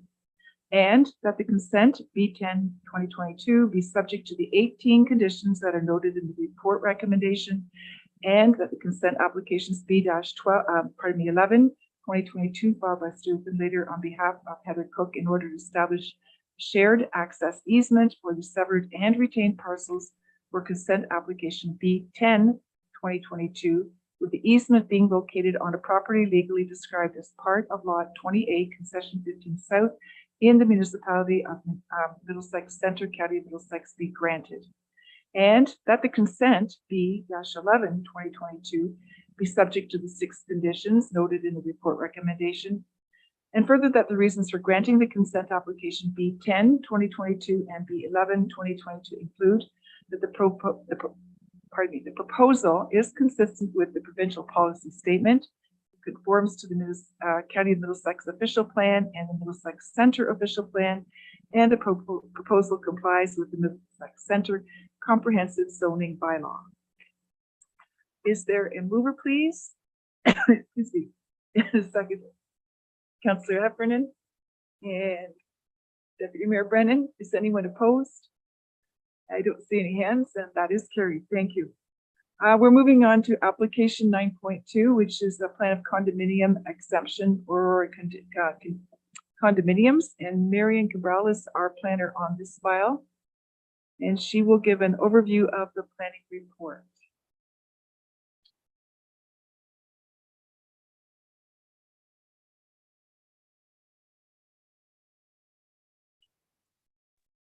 Hello, Marian. The floor is yours when you're ready. Thank you, Madam Mayor, and good evening to you and to council. So the purpose of this report is to request council to pass a resolution in support of a condominium exemption request for the development of Block 126 within the Kilworth Heights West subdivision. This condo block is also known as the Aura Condominium Phase 2 or Pueblo Condominiums Phase 2. I'll just quickly share my screen so that everyone is aware of the lands that I'm talking about. Okay, so the effect of this request would permit the development of 92 vacant land condominium units on a 1.97 hectares of land. And this is without going through the comprehensive draft plan condominium process. So Block 126 was subject to several public review processes in the past as a result of previous development applications applicable to the lands. This includes a zoning bylaw amendment, minor variance, and the application for the overall plan of subdivision. And currently, the development is being reviewed by staff through the site plan approval process. The condominium exemption process that is used to help streamline condominium approval, where there has been considerable review of the subject land and proposed development. By providing this exemption, the applicant will need to still obtain site plan approval and hold removal with the municipality, but will be exempt from the draft approval and move directly to final plan approval. In this case, the development was considered, again, through the draft approval of the overall subdivision, during rezoning applications, through the minor variance application, and now through site plan approval. Planning staff are satisfied that an exemption is appropriate in this case, since additional approvals through the plan of condominium process would not provide any additional benefits. As a result, planning staff recommend that council pass a resolution showing support of the exemption for draft plan of condominium approval for the subject land, and that it be forwarded to the county for consideration. Thank you, and I'll be happy to answer any questions at this time. Okay, thank you for that presentation. The applicant is not registered, and there are no late additions, and there are no members of the public who requested to delegate. I'll just look to the audience here to see if anyone's raising their hand. Anyone online? Okay. Does anyone on council have questions for the planner? I don't see any hands. In that case, there is a motion before us, and that is that council passes a resolution in support of the requested exemption from the condominium approval process as set out in 9 subsection 6 and that's 9 subsection 10 of the Condominium Act for the lands legally described as Plan 33M 801, Block 126, Municipality of Middlesex Centre, and that the resolution be forwarded to the Middlesex County Council for consideration of the exemption request. Mover, please, and seconder. Councillor Arts and Councillor Scott. Is anyone opposed? Okay, I don't see any hands. Thank you. Moving on to 9.3, which is an application ZBA 0722 filed by Lincoln Priamo on behalf of Oxbow Developments, and that is again Marion's file. If you'd like to present the report, please. Thank you, Madam Mayor. So this report is to provide a recommendation regarding the rezoning application for the easterly portion of the land at 10072 Oxbow Drive and the abutting parcel located east of 10072 Oxbow Drive. And in the location map, it is highlighted in the yellow outline. This subject land is approximately 2 hectares in area and located on the north side of Oxbow Drive and west of Union Avenue. The zoning bylaw amendment application requests to amend the definition of a lot to apply the zoning regulations, so the setbacks and the lot coverage, to the entirety of the land, whereas the current zoning bylaw applies a regulation on a condominium, on each condominium unit on an individual per lot basis.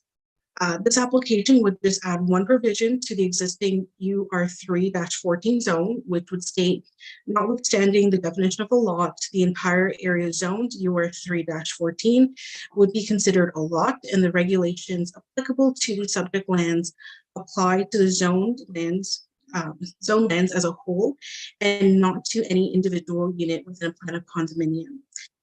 So this site may be familiar to you as there was a rezoning and consent application request before council in 2020. The applicant has applied for site plan approval recently, which is under review by staff.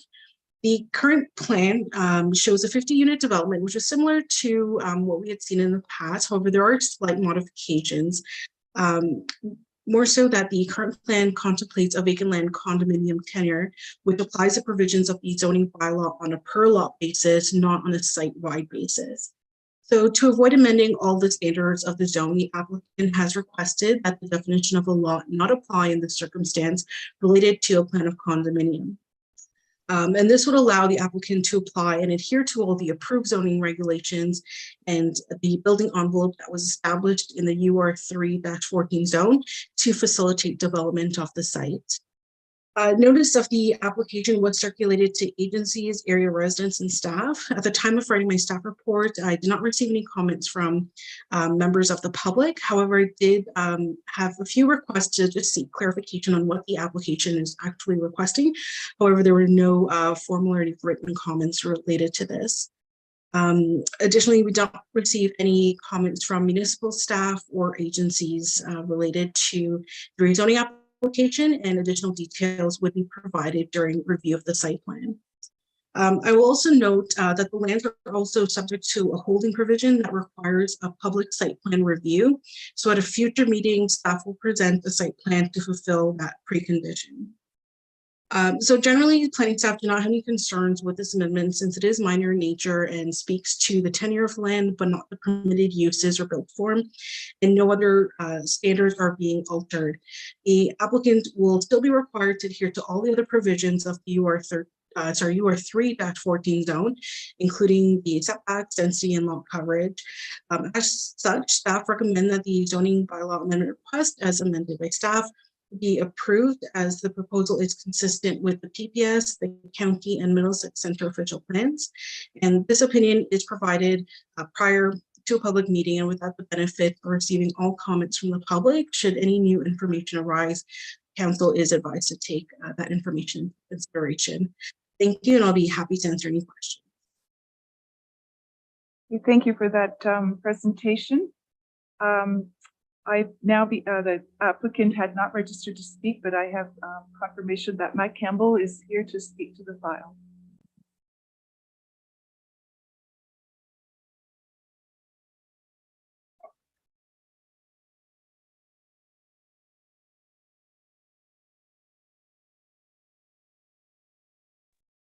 Good evening, Madam Mayor. Can you hear me? We can hear you, and when you're ready, you may present. Perfect. Thank you so much. Marian, thank you very much for that presentation.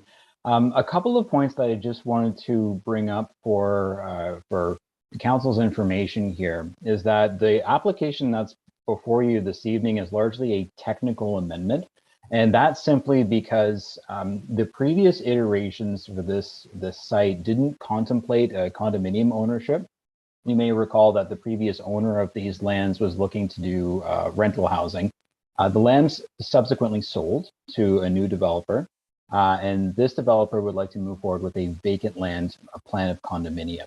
Now, a vacant land plan of condominium is typically applied to detached housing, but what we're seeing more often is that it's applied to townhouse developments as well, and that's why you see this proposal in front of you. I just want to reiterate Maria's comments in that the actual built form is not going to be affected at all. The zoning that council previously approved for this site will remain in force and effect, and the development envelope and all of the applicable zoning regulations will remain the same. This is only an application to affect the tenure of the housing, such that we could have condominium ownership as opposed to one parcel. I know it's an odd application to have come forward, and to be honest, I haven't seen a similar regulation in other municipalities' bylaw. This seems to be somewhat unique, and clearly the intent of that regulation may have been to apply to detached condominiums, which up until recently have been the primary form for vacant land condominiums. But again, we're seeing a shift in development trends to apply vacant land condos to townhouse sites. So again, no change to the regulations that council has already approved. As Marian mentioned, we are in for site plan approval. We did receive comments from Mr. Fitzgerald, his group, and other municipal staff.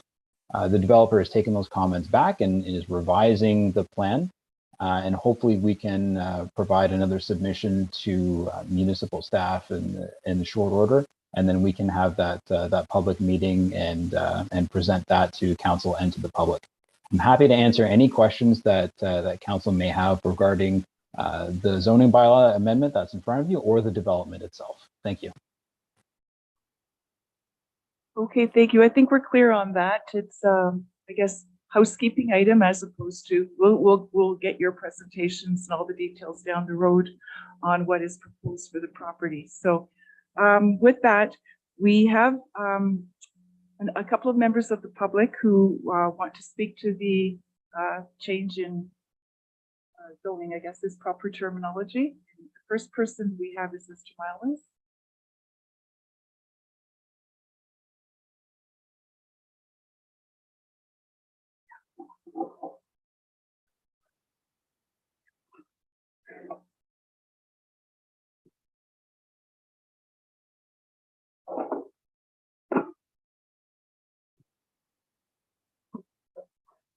Hello, and nice to be here in person. It is 2 years ago, September 2020, that a matter of rezoning the former nursing home plans for high-density development proposal was first provided to the public. We are now here again for the third time. We opposed the type of development then and still oppose it now. First, a thank you and appreciation to your staff, James, Marion, and Dan. They have been very helpful and patient in answering my questions on this rezoning approval and proposal and on the status of the development plans. Also to Matt Campbell for detailed explanation. At this time, though, I must publicly question the current owner's interest and goodwill in the neighborhood. In the past, Country Terrace did a great job of keeping the property neat and the grass cut and trimmed. In my discussions with Omni last year on the zoning bylaw amendment at the time, I'd asked that they continue to maintain the property grass cutting and trimming. This year, early in the year, the maintenance contractor was told not to cut it anymore. Not something that you would expect of responsible property owners. It is bad enough that there's also a disorderly parking lot developed on the property for use by the adjoining nursing home expansion. This is in our immediate backyard. The current proposal for zoning is now the fourth different attempt on this property in the last 2 years. In June 2021, the owners got what they wanted, but not what the adjoining property owners were asking or hoping for. It was disappointing to see in the final approved zoning bylaw of June 23rd last year that it contained a maximum height provision of 12 meters. That is missing the 8-meter maximum height for townhouse units that was included in the May 26, 2021 staff report recommendation at 8 meters and the draft bylaw 2021-052 that was provided to the public at that time. However, the June 23rd report, which is basically identical to the May 26th report, had changed that to 12 meters. And that's how the bylaw was passed. The public wasn't aware. I admit I have not reread all the 359 pages of May 26, 2021, nor the 203 pages of the June 23rd, 2021 report. But I've scanned, and my recollection is reasonably good that that was not brought forward. The proposed bylaw amendment here seeks to change the definition of a lot. The definition of a lot is in section 2.101 of the zoning bylaw, and that's already been discovered by Matt. The proposed amendment negates that lot definition for UR 3-14 zone. What impact and what loopholes are exposed if the development does not proceed under subsection E? This is the third time the specific rezoning for these lands have come to the public. We would have expected the first 2 times would have addressed the issues for development. This has been lots of time to review and consider all the issues. What will be next and when? We would welcome a rezoning to UR 1-31 or UR 1-32 or whatever. Please put me down as being opposed to the rezoning proposal. Thank you. Thank you for that presentation. And next we have Drain Harvey. He's going to be coming online.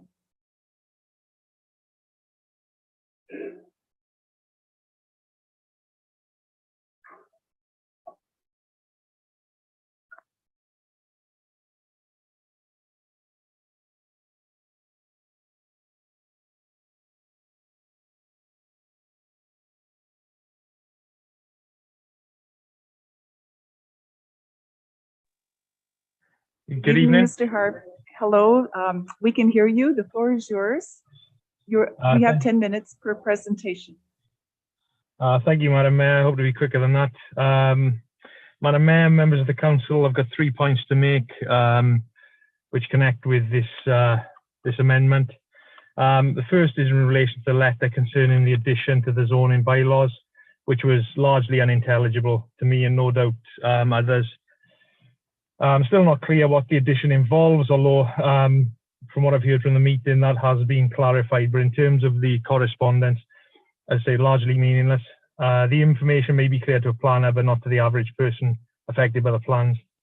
And so the process is not one of consultation, but one of obfuscation. The correspondence does nothing but confuse matters. So I'd request that in future an effort be made to actually convey the meaning of these changes. The second point, I'd like to reiterate my dissatisfaction with the rezoning approval process. It was very clear soon after the rezoning was approved, less than 1 week in fact, that we've been misled about the purpose of the rezoning approval request. Omni and its representatives have been disingenuous at best. The only resident who spoke in favour at the rezoning did so on the grounds that rezoning would be beneficial to the community in increasing the capacity of the care facility that formerly owned the land. It was clear that there was no intent to increase capacity, but only to make money from the land by ensuring that it was ready for the real estate developer. Had we known this, then I suspect there would have been a very different response from the community. Third and final point. I note that detail has changed in the rezoning documentation during the approval process, which seems strange and even rather dubious to me. Between various iterations of the rezoning documentation, the height of the properties increased from 26 to 39 foot, as Mr. Milemans has already pointed out, and as I'm grateful to Councillor Arts who pointed this out at a previous meeting. The rear yard setback has decreased from 8 meters to 6 meters. Both of these developments are good for the developer and bad for residents. Were these changes formally discussed and presented to residents? I'm not sure. It's a question for you. Moreover, we can have little faith in the documentation that is flawed. I note that we have been asked to reflect on the addition of caveat J, but errors to the documentation mean that this is in fact caveat H. Given these errors and changes, I believe we were in the right to request a full review of the process to discover the reason why these problems have been made and to ensure this doesn't happen again. Thank you for your time. Thank you for your comments. I'm going to look to the members of the public who are here in attendance. Is there anyone else who wishes to speak to this file? Yeah, you should come to the microphone. They'll help you get set up so you can do your presentation.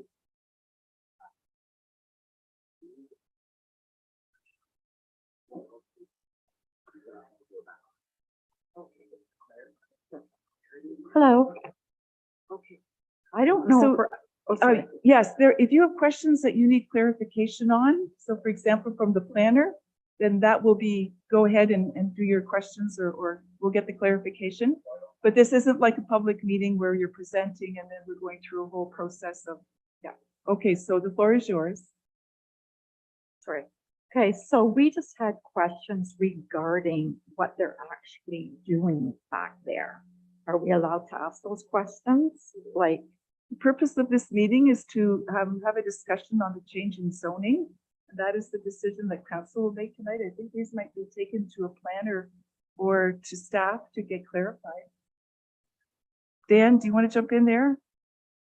To the chair, thanks, Madam Mayor, to the members of the public. So the one point that I would maybe just add to the discussion is when the original zoning was approved, there was a holding condition that was added to that zoning, which does require the completion of a public site plan meeting.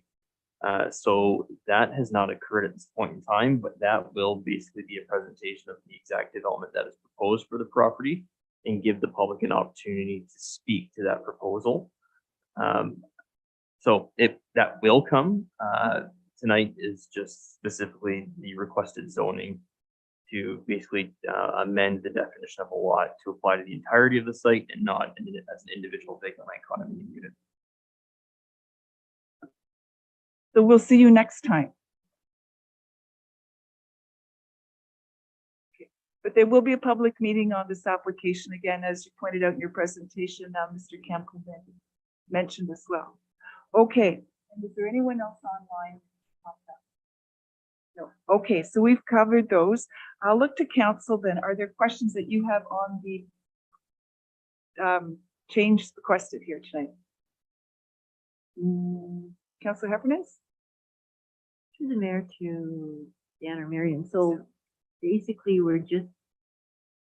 this is just to look at this property as an entire lot versus the individual. So we still have site plan and all that to go through. So will it come back to council one more time then?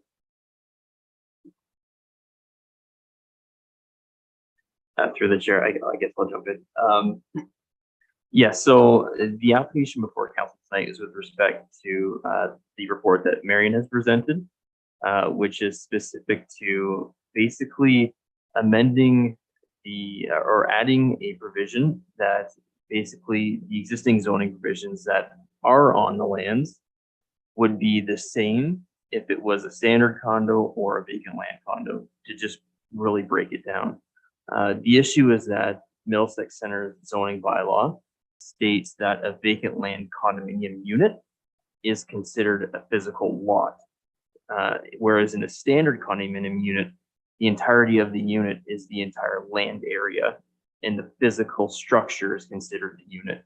So it creates an issue with the actual zoning compliance when you go to actually apply to the site, because in a situation of a developer applying for a vacant land condominium, they would have to meet the setback standards across the entire property for each individual unit that is a lot.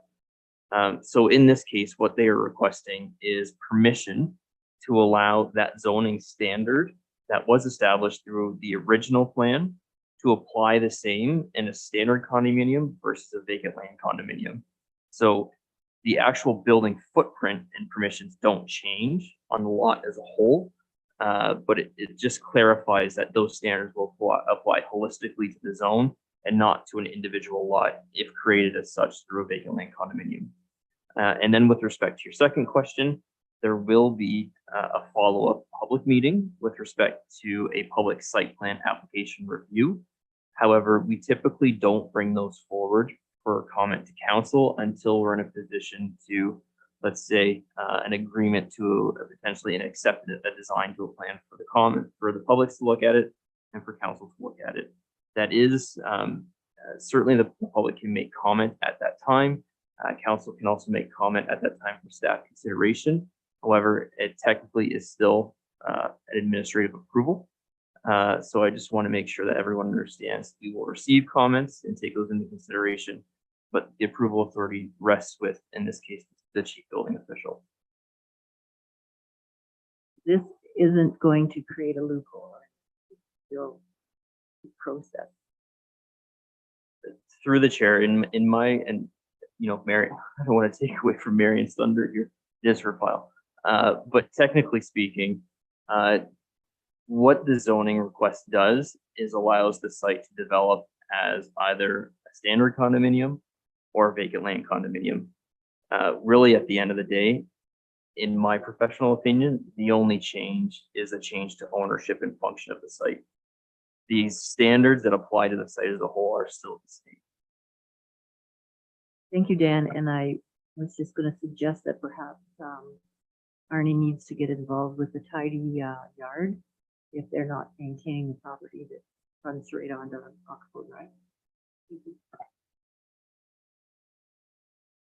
Is there anything else from anyone? I don't see any hands. So the motion before us is that zoning bylaw amendment applications ZBA 07-2022 be amended, filed by Zilliqa Priamo Limited on behalf of Oxbow Developments Limited Partnership for 10072 Oxbow Drive and land on Oxbow Drive that amends the current urban residential third density exception 14 zone be approved. Is there a mover, please, and a seconder? I see Councillor Arts and Councillor Cates. Any opposed? I don't see the hands. Okay, and that is that for that file. Moving to 9.4, which is Marion's file again. This is an application for zoning bylaw amendment filed by Spree Associates. And Marion, if you could give that planning report, please. Sure, thank you. And through to council, the purpose of this report is to provide council with a recommendation regarding a zoning bylaw amendment application for a property located at 4836 Egremont Drive, which is located on the north side of Egremont Drive or County Road 22 and east of Amiens Road. The subject property is approximately 14 acres in area and contains a warehouse and office. This warehouse provides plan tags, production information cards, labels for produce and plants. The lands are not actively farmed or used for traditional or normal agricultural uses. So the purpose and effect of the application is to rezone the lands from the general industrial zone to a new site-specific general industrial zone to permit agricultural uses, and this would allow the owner of the land to establish greenhouses as well as an accessory retail area. The applicant has provided a preliminary site plan which identifies multiple phases of development along the east side of the property, and that was attached to my staff report. The first phase consists of a 5,000 square foot greenhouse and 1,250 square foot retail area, as well as a stormwater management pond.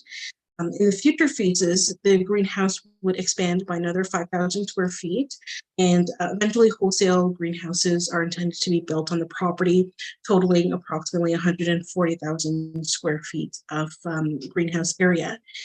The PPS, the county official plan, and the local official plan provide significant direction with regard to agricultural areas and the permitted uses in these areas.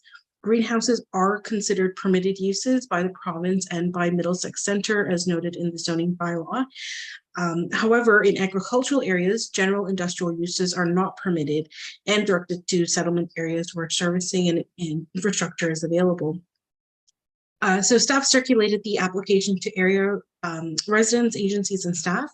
At the time of writing my report, staff did not receive comments from the public. However, earlier this week, I did speak to an area resident who raised concerns about the drainage from the subject lands onto their property immediately to the west and the effects on their crop production and ability to have an agricultural operation, as well as the lighting that would be emitted from the greenhouse. Municipal staff do not provide comments on the rezoning application, but will provide more detailed comments during site plan review. The county engineer did advise the applicant of requirements for development within proximity to a county road and would provide further details during site plan review as well. So in general, planning staff don't have concerns with the addition of agricultural uses within this agricultural area or within the zoning. However, staff can only recommend a zone for the lands that removes incompatible uses like a fuel depot or a truck terminal from the zoning of the lands. So we reviewed the permitted uses guidelines released by the province and created a list of permitted uses that would satisfy the agricultural policies and zones and continue to permit the existing uses on the site. Further, staff recognize that residential uses are not appropriate for these lands due to conflict with the existing uses and the proposed uses, as well as impact to the surrounding agricultural area. As such, staff recommend that a new site-specific zone be created with the following permitted uses, which include agricultural uses, excluding any residential use, bulk sales establishment, office, open storage, and retail uses as accessory uses, a sawmill, service shop, and a warehouse. Additionally, staff recommend to add a clause to reflect the setback from the county road, and this is an error that's throughout the zoning bylaw, and it's just to clarify that any new buildings need to adhere to section 4.16 of the zoning bylaw. And further, staff recommend to add a holding symbol requiring the applicant to enter into a site plan agreement with the municipality before any development can continue. This is typical for intense agricultural activities such as the establishment of greenhouses. So based on our analysis, staff recommends approval of the zoning bylaw amendment as amended by staff, as it is consistent with the provincial policy statement, county and local official plans, and Middlesex Centre zoning bylaw. This opinion is provided prior to a public meeting and without the benefit of receiving all comments from area residents. Should new information arise, council is advised to take this information into consideration. Thank you, and I'll be happy to answer any questions. Okay, thank you for that presentation, Marion. Paul Lofgren, who's the applicant, is in attendance to speak to the application.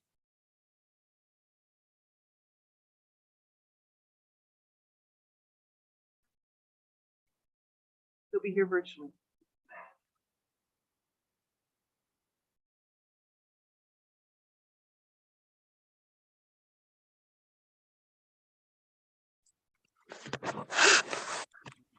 Good evening, Mr. Lofgren. We can see you. Are you? I'm here. So Good, I'm good. here. We Sorry. can hear you. Go ahead if you'd like to make a presentation. Okay. I don't have anything really specific to share outside of the fact that in addition to providing high quality products and services, our desire in this is to also provide employment opportunities for those in the area. So that's our desire, and to continue to build the economy in the local area of Middlesex County. Thank you. Okay, thank you. Are there any members here from the public who'd like to speak to this?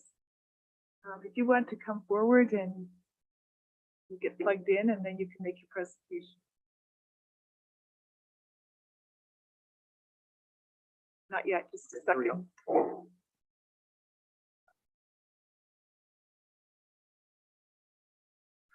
I think you're good to go now. Okay.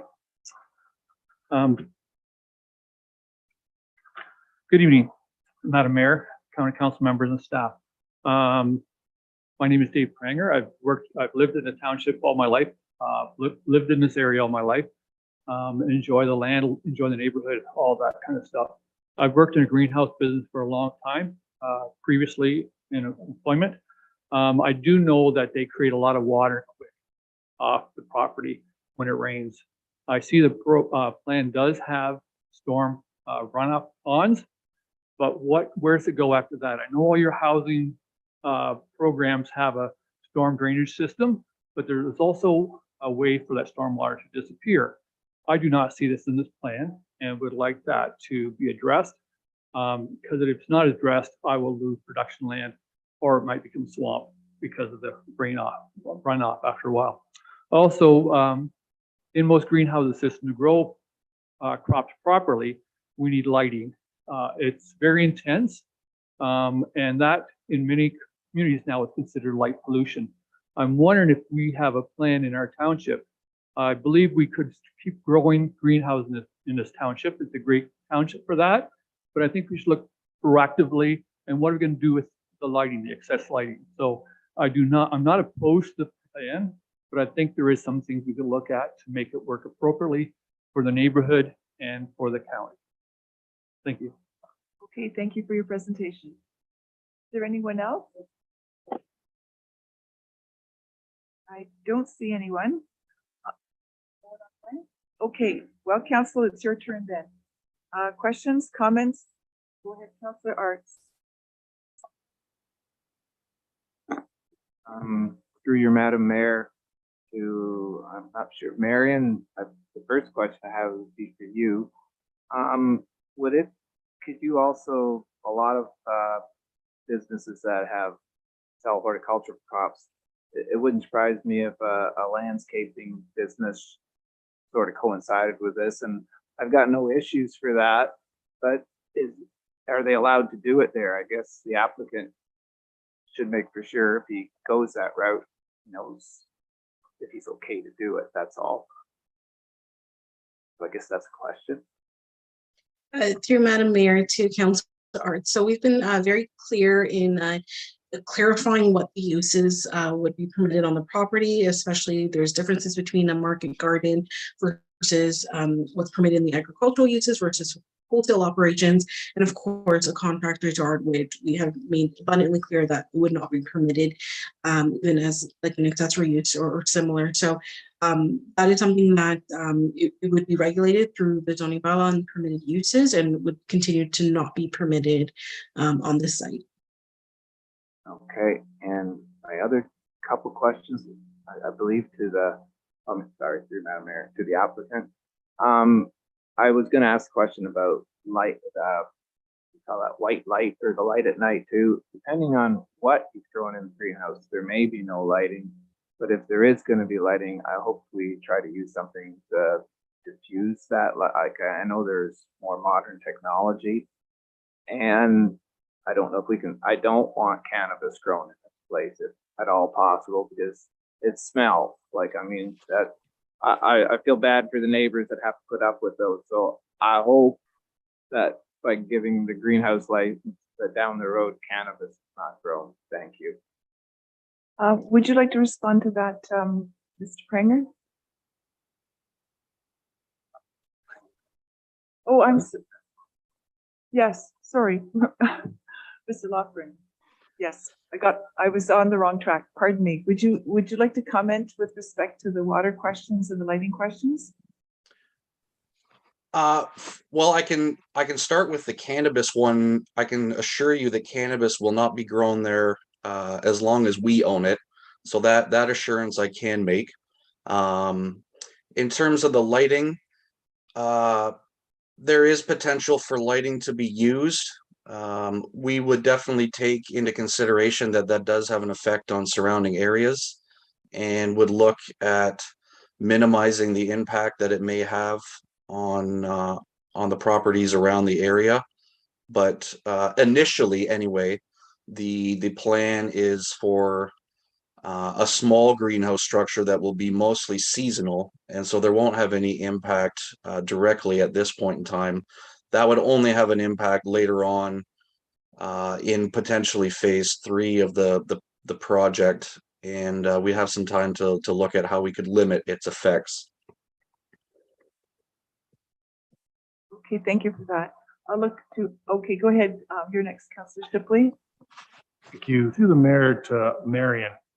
In respect to the gentleman spoke earlier with these retention ponds, are they going to require a drainage report for this to go into a drain somewhere?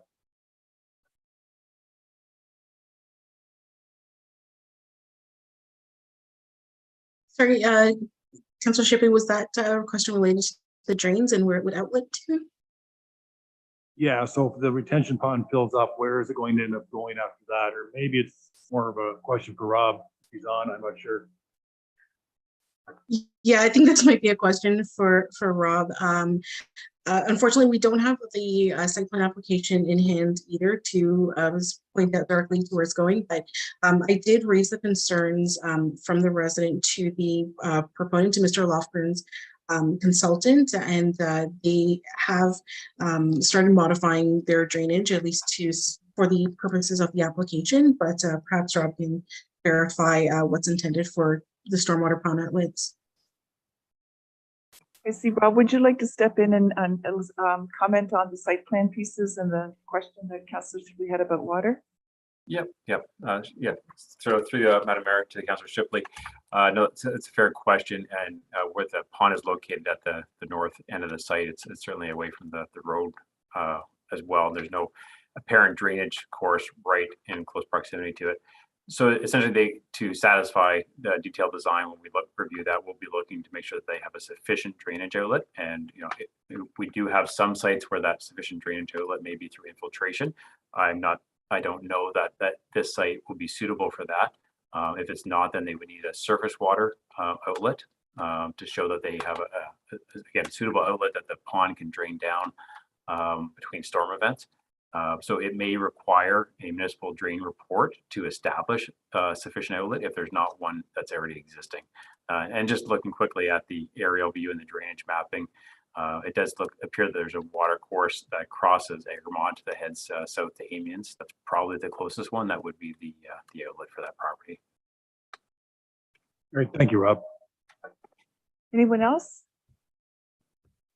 I don't see any hands. In that case, the motion before us is that the zoning bylaw amendment application ZBA 08/2022 as amended, filed by Street Associates on behalf of Frescarios Inc. to rezone the subject property from the general industrial M2 zone to the site-specific general industrial exception 6 with hold zone for the land municipally known as 4836 Egremont Drive, former Township of Lobo, Middlesex, Municipality of Middlesex Center be approved. Do I have a mover, please, and a second? Councillor Shipley and Councillor Arts. Any opposed? I don't see any hands, so that is carried. Alrighty. Application number 9.5 is an official plan amendment, and this is with regards to the lands known as 610 and 14 Elmhurst Street in Kilworth. And Marion, you're the planner again, so if you'd like to present your report, please. Sure, thank you, Madam Mayor, and through to Council. So the purpose of this report is to provide information to Council regarding the official plan amendment and zoning bylaw amendment applications for lands located at 6, 10, and 14 Elmhurst Street in Kilworth. This is the second public meeting related to this development proposal, the first being held in October 2020. And also I just want Council and for public to note that there are 4 development applications related to this development proposal. That includes a plan of condominium, official plan amendment, zoning bylaw amendment, and site plan control. The proponent has not provided updated plans or drawings related to the plan of condominium or site plan control. As such, this report generally speaks to the official plan amendment and the zoning bylaw amendment only. Again, so the purpose and effect of the official plan amendment and the rezoning applications are to redesignate to a medium density residential designation and rezone to a site-specific urban residential third density zone to permit single detached and townhouse dwellings and amend the standards of the UR3 zone to permit the development as proposed. The lands are approximately 5 acres in area and have frontage on Elmhurst Road, just south of Glendon Drive. The lands are surrounded by residential lands completely all around it. There are some commercial lands located to the northwest along Glendon Drive. The lands also contain some significant woodland along the north portion of the property. So in June 2022, the applicant submitted a revised site plan, which is on the screen before you. The elements of this site plan include a single access off Elmhurst Street. This revised plan shows a different layout from what we had previously seen. It's more of an E-shaped pattern where there are 4 dead-end areas at the end of the private roads. In this plan, there are a total of 55 dwelling units. The original proposal showed a total of 56. This comprises 15 single detached dwellings along the south and west property line. The lots are a minimum of 5,600 square feet. However, unit 15 is slightly larger due to the woodland being included within that lot. Additionally, there are 10 blocks with 4 townhouse units proposed. Each of these townhouse units would have amenity space to the rear and connected to others by an internal walkway. Each dwelling unit is proposed to have 2 parking spaces, one located in the driveway and the other in the garage. All lots and units would front onto an internal private road. Townhouse units 1 to 8 would have vehicular access from the internal road and have pedestrian access off of Elmhurst Street.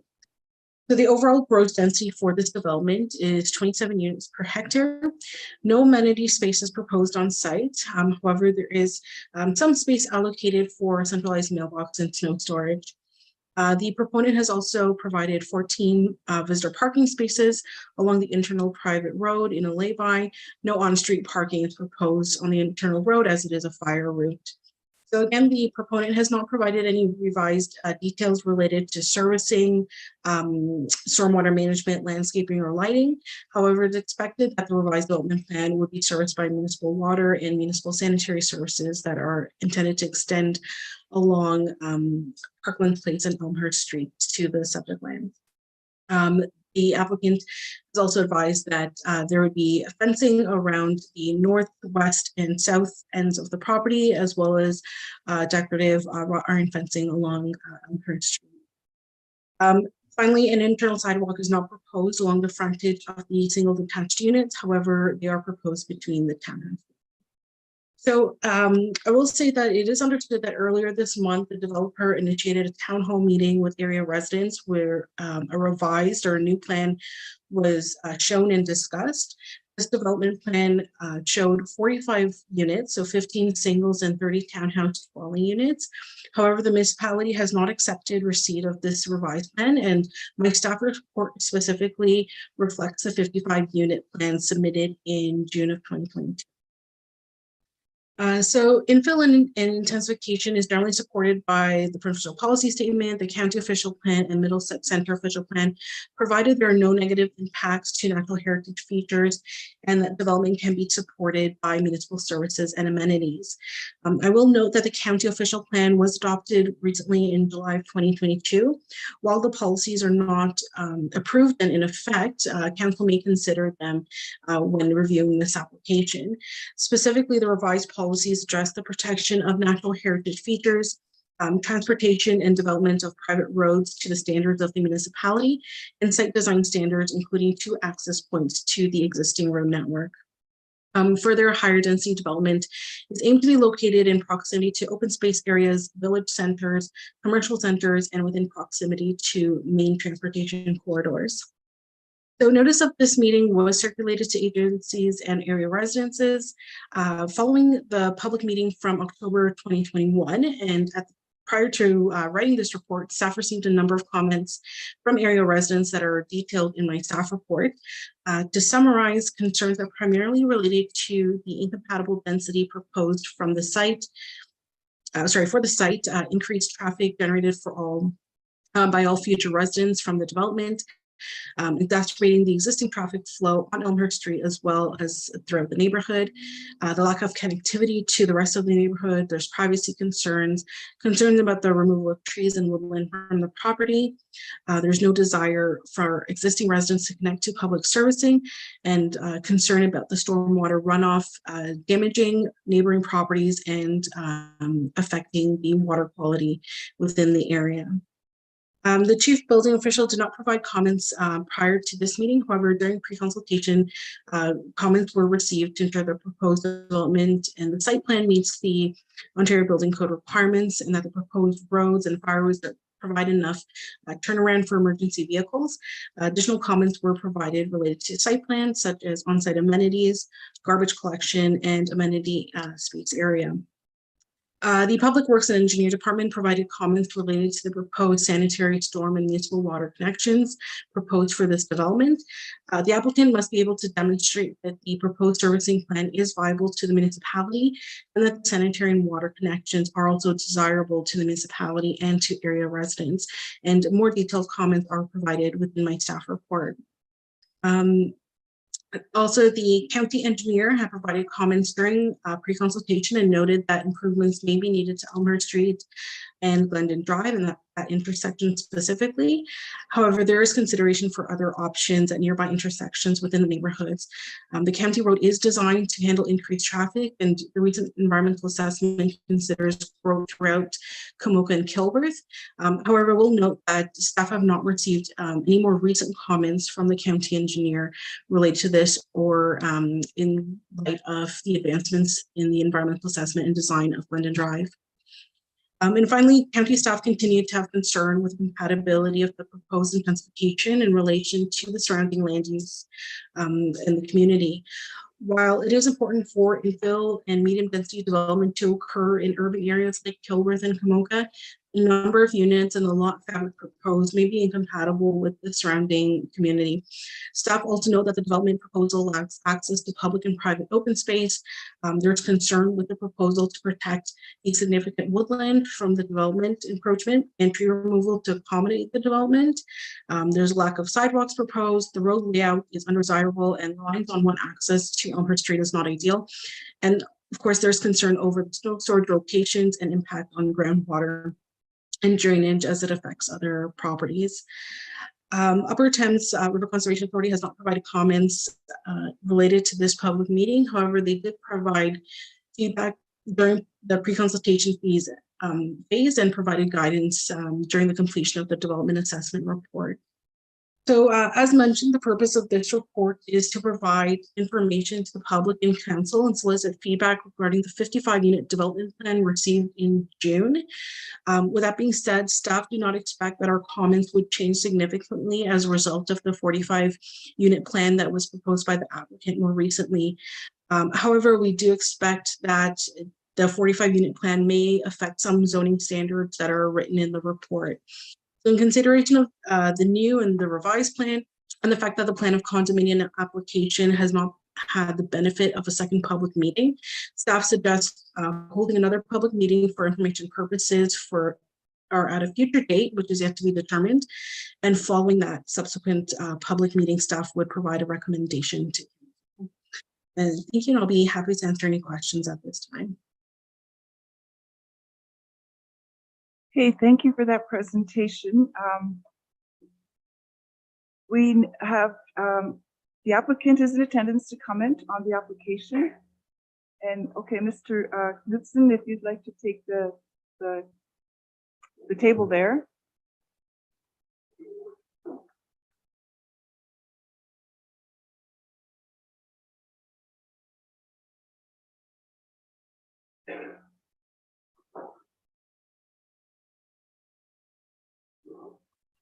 Don't you want us in front? Yeah, just a second.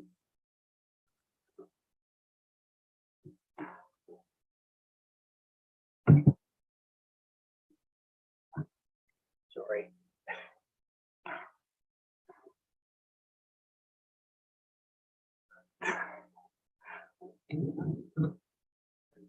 Okay.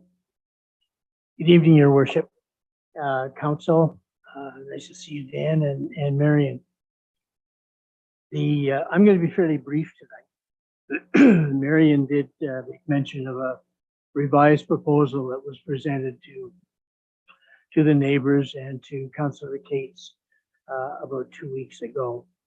The genesis of that set of revisions was based on a meeting that I had with Councillor Cates, where she was able to communicate to me the various concerns of both herself and also the neighbors as she understood them. Those issues essentially were visitor overflow parking, intersection conflict with Elmhurst, Glendon Drive, and Cold River Road. The two entrances on the previous, she would like to have two entrances, and the open amenity space, and she wanted to have the townhouses to have two garages. I had submitted two digital drawings to the municipality showing both the 55-unit proposal and the 45-unit proposal. Did we have those?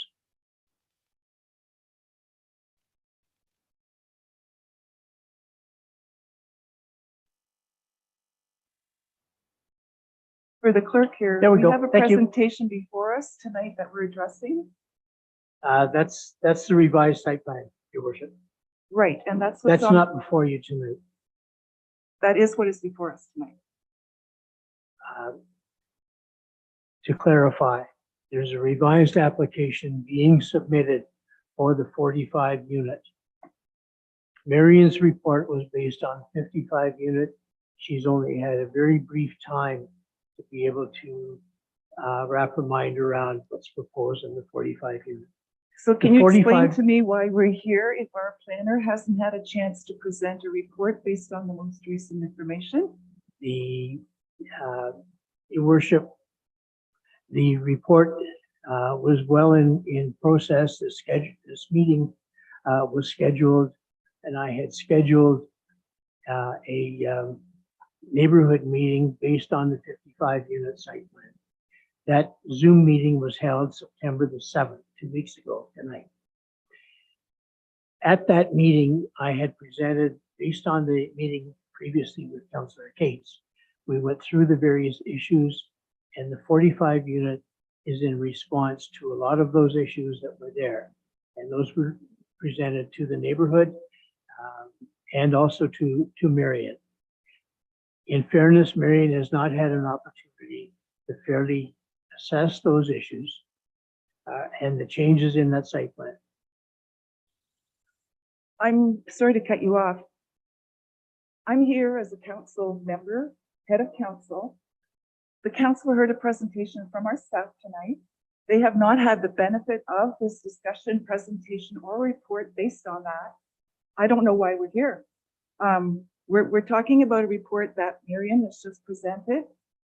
If you wanted to present something new, I think the appropriate step, and the clerk and the CEO will correct me, but I believe that you're asking council to sit here and talk about something they don't know anything about. That isn't fair to council, and it's not fair to the people who prepared comments tonight to come and present and respond to a plan that's on the public record. And I think we're just going to call this right here. Is it my right? Yeah, this is going to be deferred until we have a proper report in front of us. And when we can see and have had a chance to read it, I'm prepared to listen to your comments and presentation, but right now, this is completely out of order. I'm sorry. I apologize Madam to members Chairman. of the public who come tonight to speak to this application. We will have another meeting. Am I correct, Marion? You mentioned in your last comments that we'll have another meeting. You will prepare Yes, a report, I think. Yeah. Sorry, I'm just a little hot under the collar. This is really annoying. Just want to comment, clerk. Your worship, my apologies to council. I had understood that we, the report on the 55 unit would be just held in abeyance, and the introduction of the 45 unit going forward, the report isn't here yet, and I do apologize. I thought I had information before Marion, the neighbors, without the application sworn inside. That happened yesterday. I'll get This that has to to you. happen in the context of council though, and we're out to lunch here, and I'm sorry, this isn't appropriate. My apologies again. Through the chair, you're correct. At this time, what we're hearing is that another public meeting will be required based on the changes being submitted.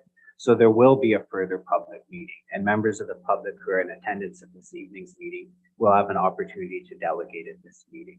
My suggestion to the chair at this time would be for those members of the public who are present, if you wish to proceed and comment on the staff report as presented this evening, you may do so. However, as we have clearly heard, that plan is proposed to change.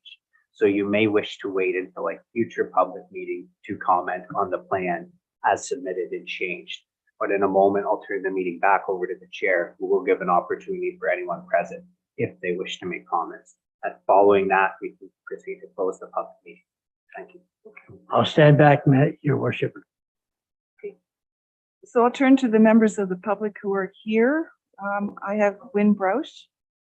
Do you wish to present on the old content, or wait till we are prepared to hear whatever it is before us next time? You have 10 minutes, like always. Go ahead, Wynn.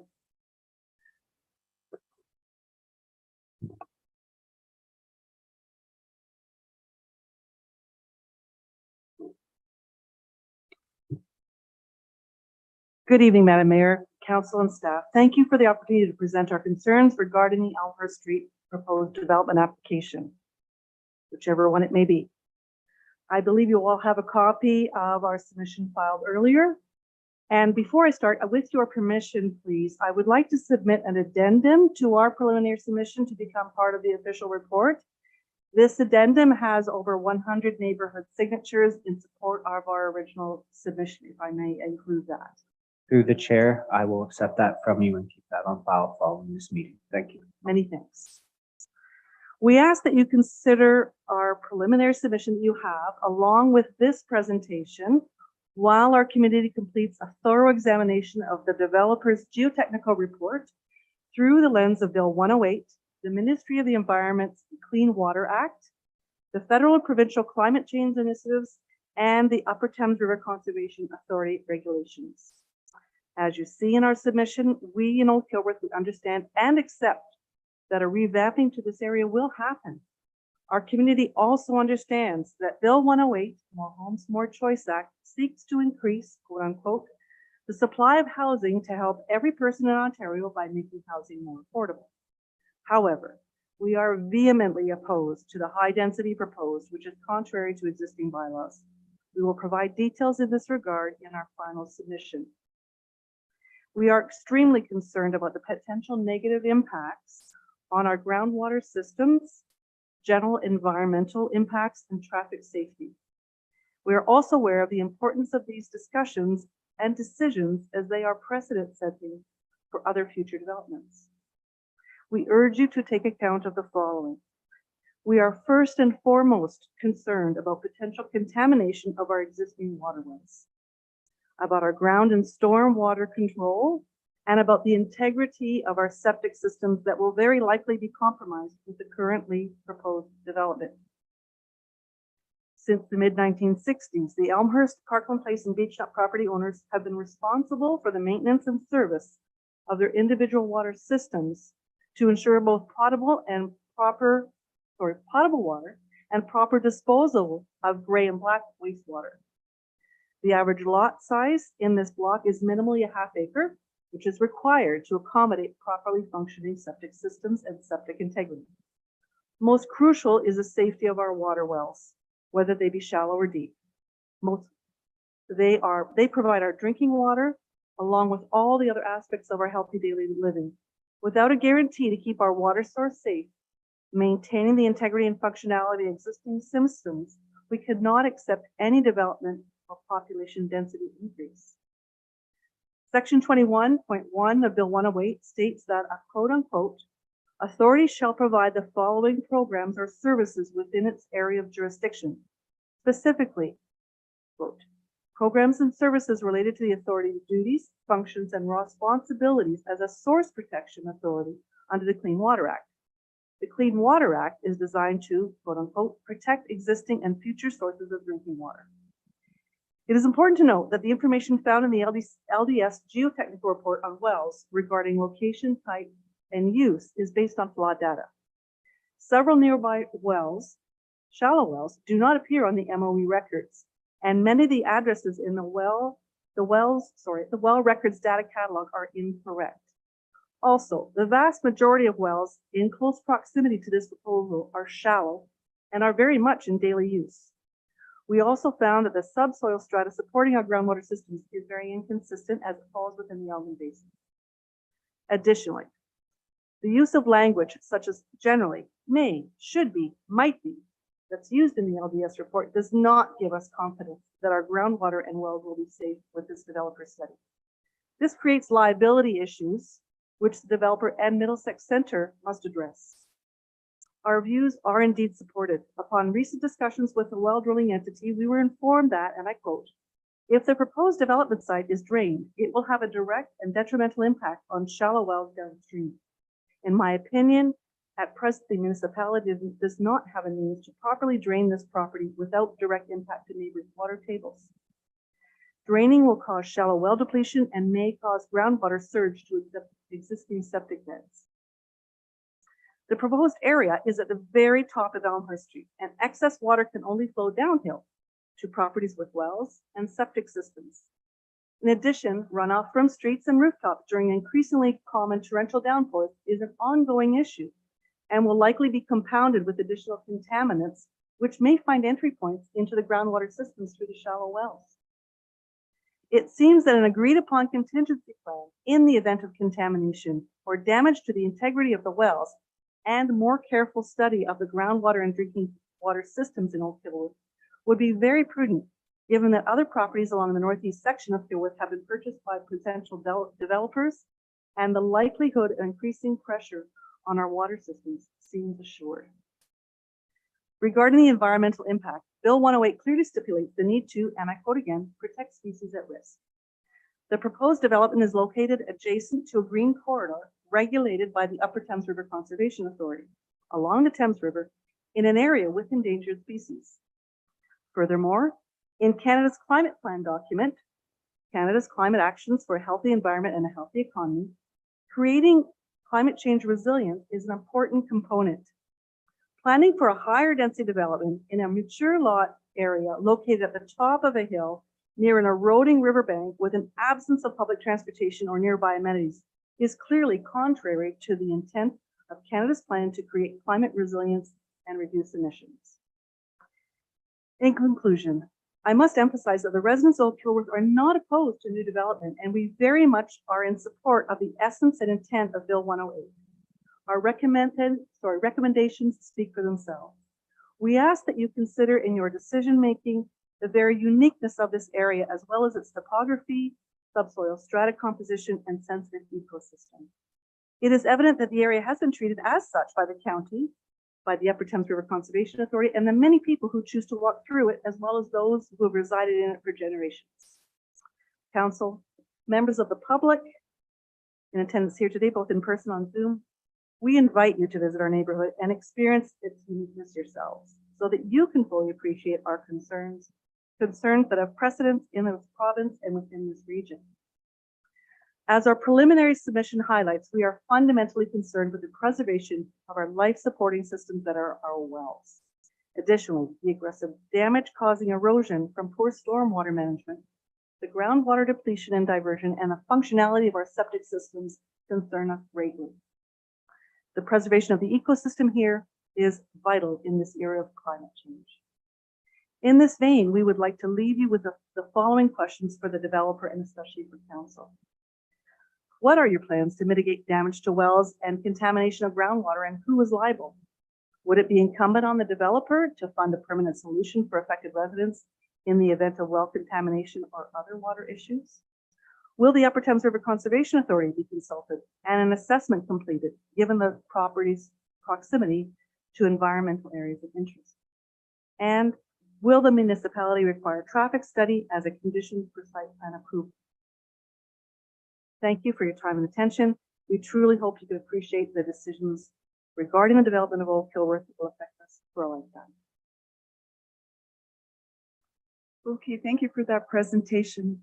I turn to the other two registered speakers and ask again, would you like to speak to the content that was presented tonight, or wish to present your comments when, yeah, so Mr. McCullough, is that you're next? No? My name is Rick Boyer. Her name is All right, so, okay, so we don't, okay, he's not ready.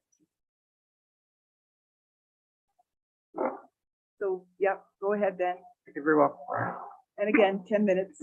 In 10 minutes I have. Yep. I'm grateful. Thank you, Council. I'm Rick Boyer. I reside at 30 Beechnut Street in Caboca.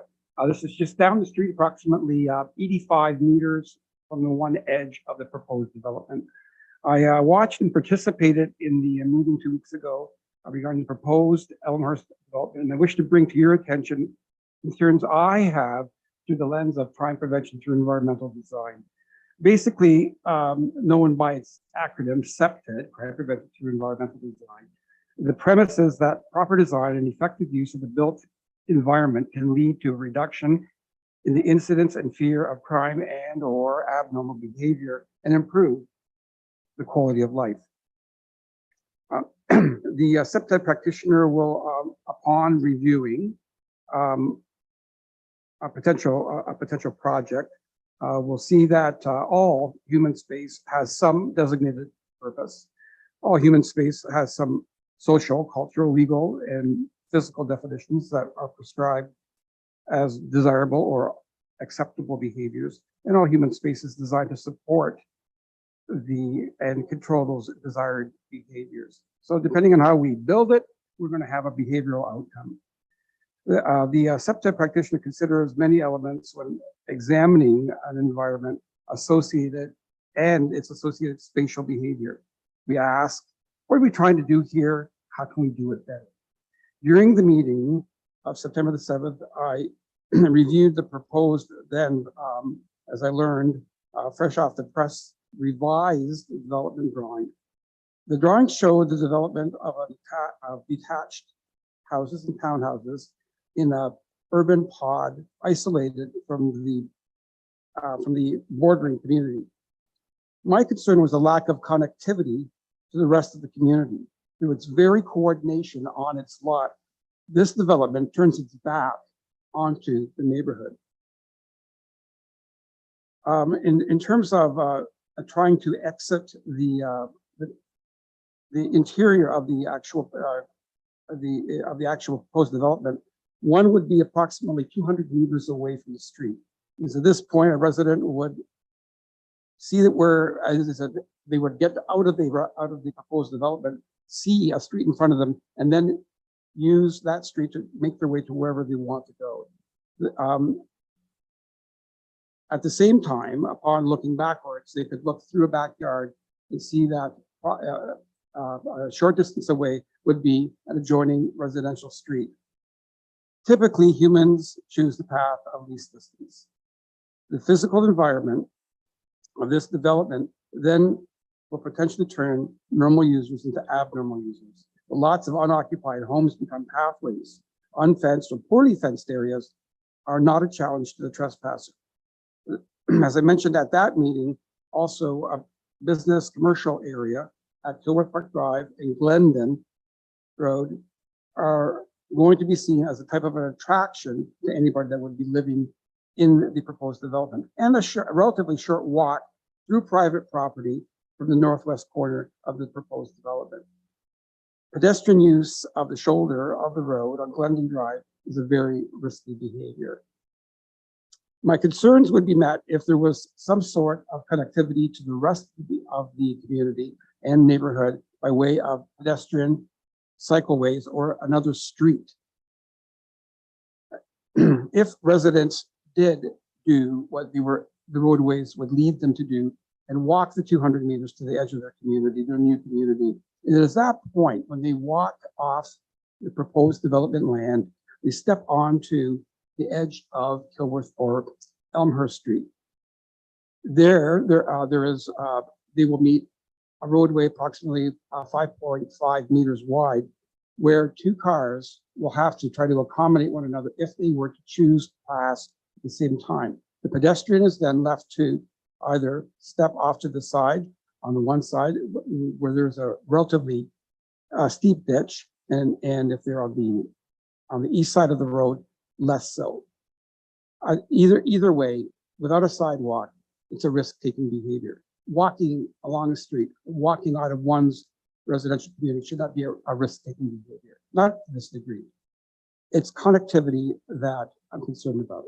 And I borrow this from the CEPTED Canada website to read as follows. Communities so not exist in a vacuum. Connectivity addresses the ability of communities to create relationships with external support networks, ultimately strengthening the options available to social and to solve local problems and influence municipal planning and development related decisions. It can also be an infrastructure such as an access to a community space, a walking and bicycle trail, transit, or green spaces. So it's one of these things where, sure, I think it would be a nice to have. Well, one might think it's nice to have in the view of a CEPTED review. It's a must-have for what would then be an element of a healthy full spectrum community. I'll conclude my remarks and I'll answer any questions anybody may have. Thank you. Okay, I understand Mr. Ian McCullough is next. And I understand he has already confirmed with the clerk that he wishes to speak.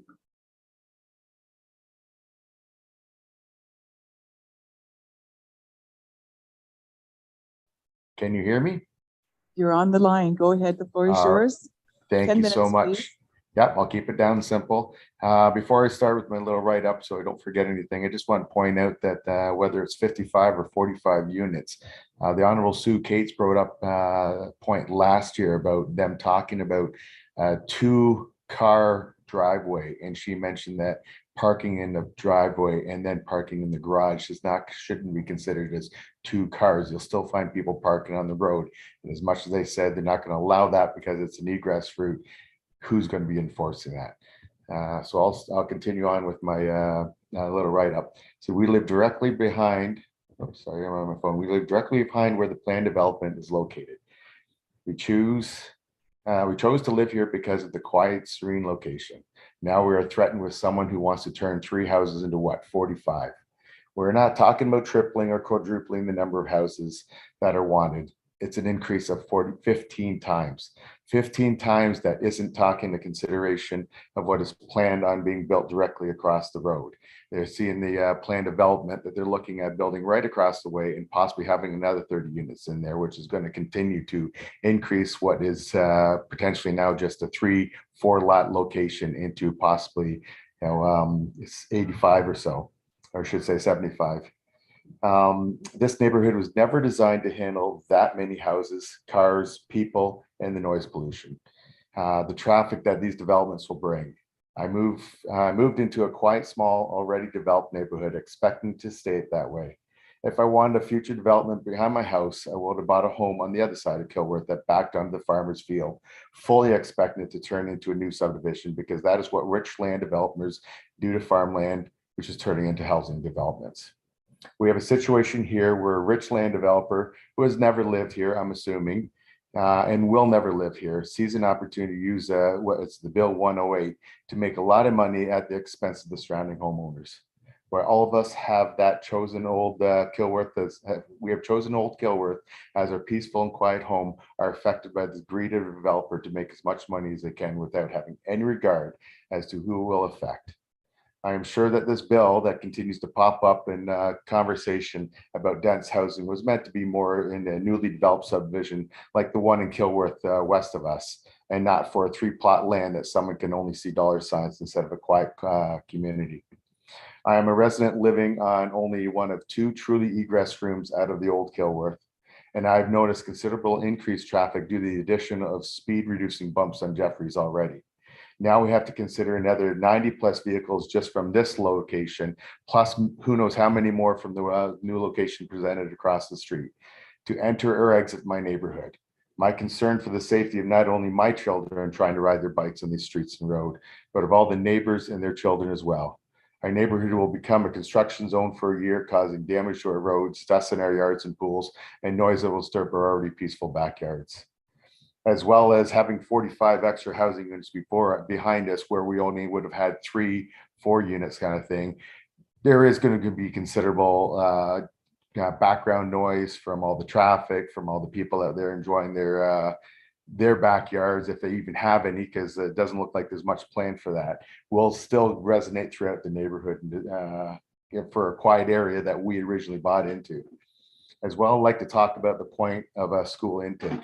About 2 to 3 years ago, we were told that our children, which they've been going to Parkview Public School since day one, were told that they would have to go to Delaware Elementary School because the intake was too high at Parkview. There were over too many students were going there at the time. They drew an imaginary line down Kilworth Park Drive and said anybody to the east of that would actually have to go to Kilworth. And yet someone could move into the west side of that imaginary line and go to Parkview. At the time, the families that were affected were successful in keeping our children attending Parkview in Kamoka, with the understanding that the new development in the west of Kilworth would attend the Delaware and the existing Kilworth would attend Parkview. That plan would consider that any new children to the neighborhood would balance out with the outgoing graduates. Not a potential increase of what could be possibly 45 housing units would add to the school system. And after listening to some of the present presentations, they're looking like trying to add condominiums in Kamoka, which is going to add hundreds of more children. And has anybody even considered the fact of where these children are going to be going to school, and are they going over to Little Parkview? The choice to purchase here to take advantage of the beauty and serenity that Kilworth offered. You have the power in you to keep us this way. If I wanted a densely populated neighborhood, I would have bought a house in one, say London. Plus, by saying no and letting this developer take his riches somewhere else.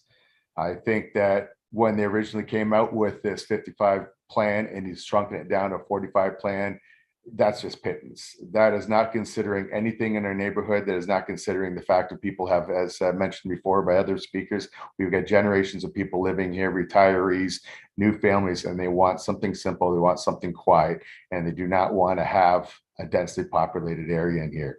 And I just want to bring up one more point that we just finished listening to at the very beginning of the segment about how long it takes for emergency crews to get down here, let alone to start adding another 45 and plus units into a neighborhood to make that even more complicated. Thank you so much for listening to me. Okay, thank you kindly. there anyone else here that wants to have an opportunity tonight? Wait for the next one. Okay. I appreciate your patience, everyone. Thank you for that. And so we have a report that we need to receive for information. So the motion before us is that the planning report 66, 2022 regarding the zoning bylaw amendment application and official plan amendment filed by LDS Consultants on behalf of Sweet Holdings for lands known as 6, 10, and 14 Elmhurst Street in Kilworth be received for information. Who wants to move that, and then the second is that too. No, we have a report to receive. It was presented by our planner. It has to be, yeah, thank you, Councillor Case, Councillor Arts. Anyone opposed to that? Okay, seeing none. So now we can rise from public meetings. It is 9 o'clock, and the motion for that is that the public meetings adjourn at 9 p.m. and council resume the regular meeting. Motion, mover please. Deputy Mayor and Councillor Scott, any opposed? Okay, thank you. So now we move to item number 12, correspondence. We've got 11.1 through 11.7. Do we have any questions or anything we'd like to pull from there? I don't see any hands, so we have a motion before us that the correspondence items 11.1 through 11.7 be received for information. Mover, please. Seconder. You have a question on one of them, Councillor Heffernan? Yep, 12. What did I say? 10, 11? Through the chair, that's a typo I placed on your reading note, so I apologize for that. The items before you are 12.1 through 12.10. That is my error. It says that. You didn't make a mistake. I just can't read. I stand corrected. And we have a mover to seconder for the, okay, Councillor Shipley, thank you. I see why you were all waiting. Councillor Case, is anyone opposed to that? Nobody. Okay, good. And now, Council, we don't have an update today, do we? Yeah, time is. The floor is yours, sir. Very short. Okay.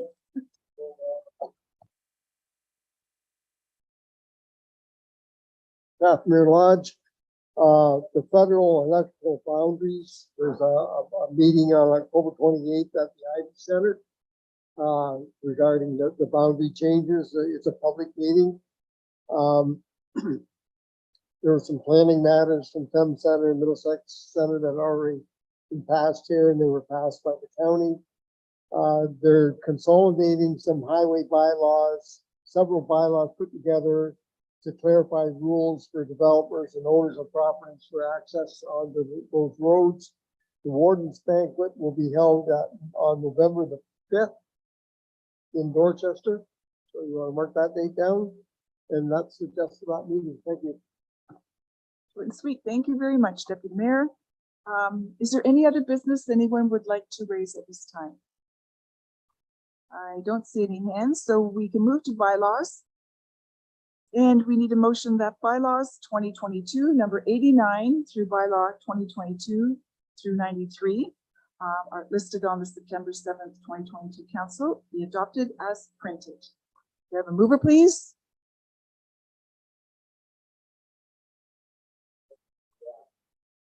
Councillor Scott, I think he's frozen. Oh, there he is. Okay, that's Councillor Scott and Councillor Arts. Is there anyone who's opposed?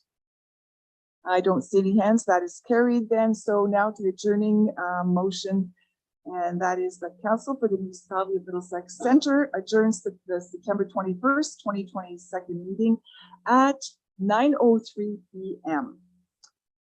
Councillor Shipley and Councillor Cates, is anyone opposed? Okay, seeing none. So tomorrow is the first day of fall. It's late in the day, but we're done summer now, and we'll look forward to fall meetings. And our clerk would like just a few moments of your time before we sign off. So yeah. Thanks, everyone. Our meeting's officially adjourned, but just before everyone leaves for the night, before we lose Brad on the line, we heard from a member of the public tonight that offered thanks to some of our planners and to myself as clerk. That's really nice. We appreciate that.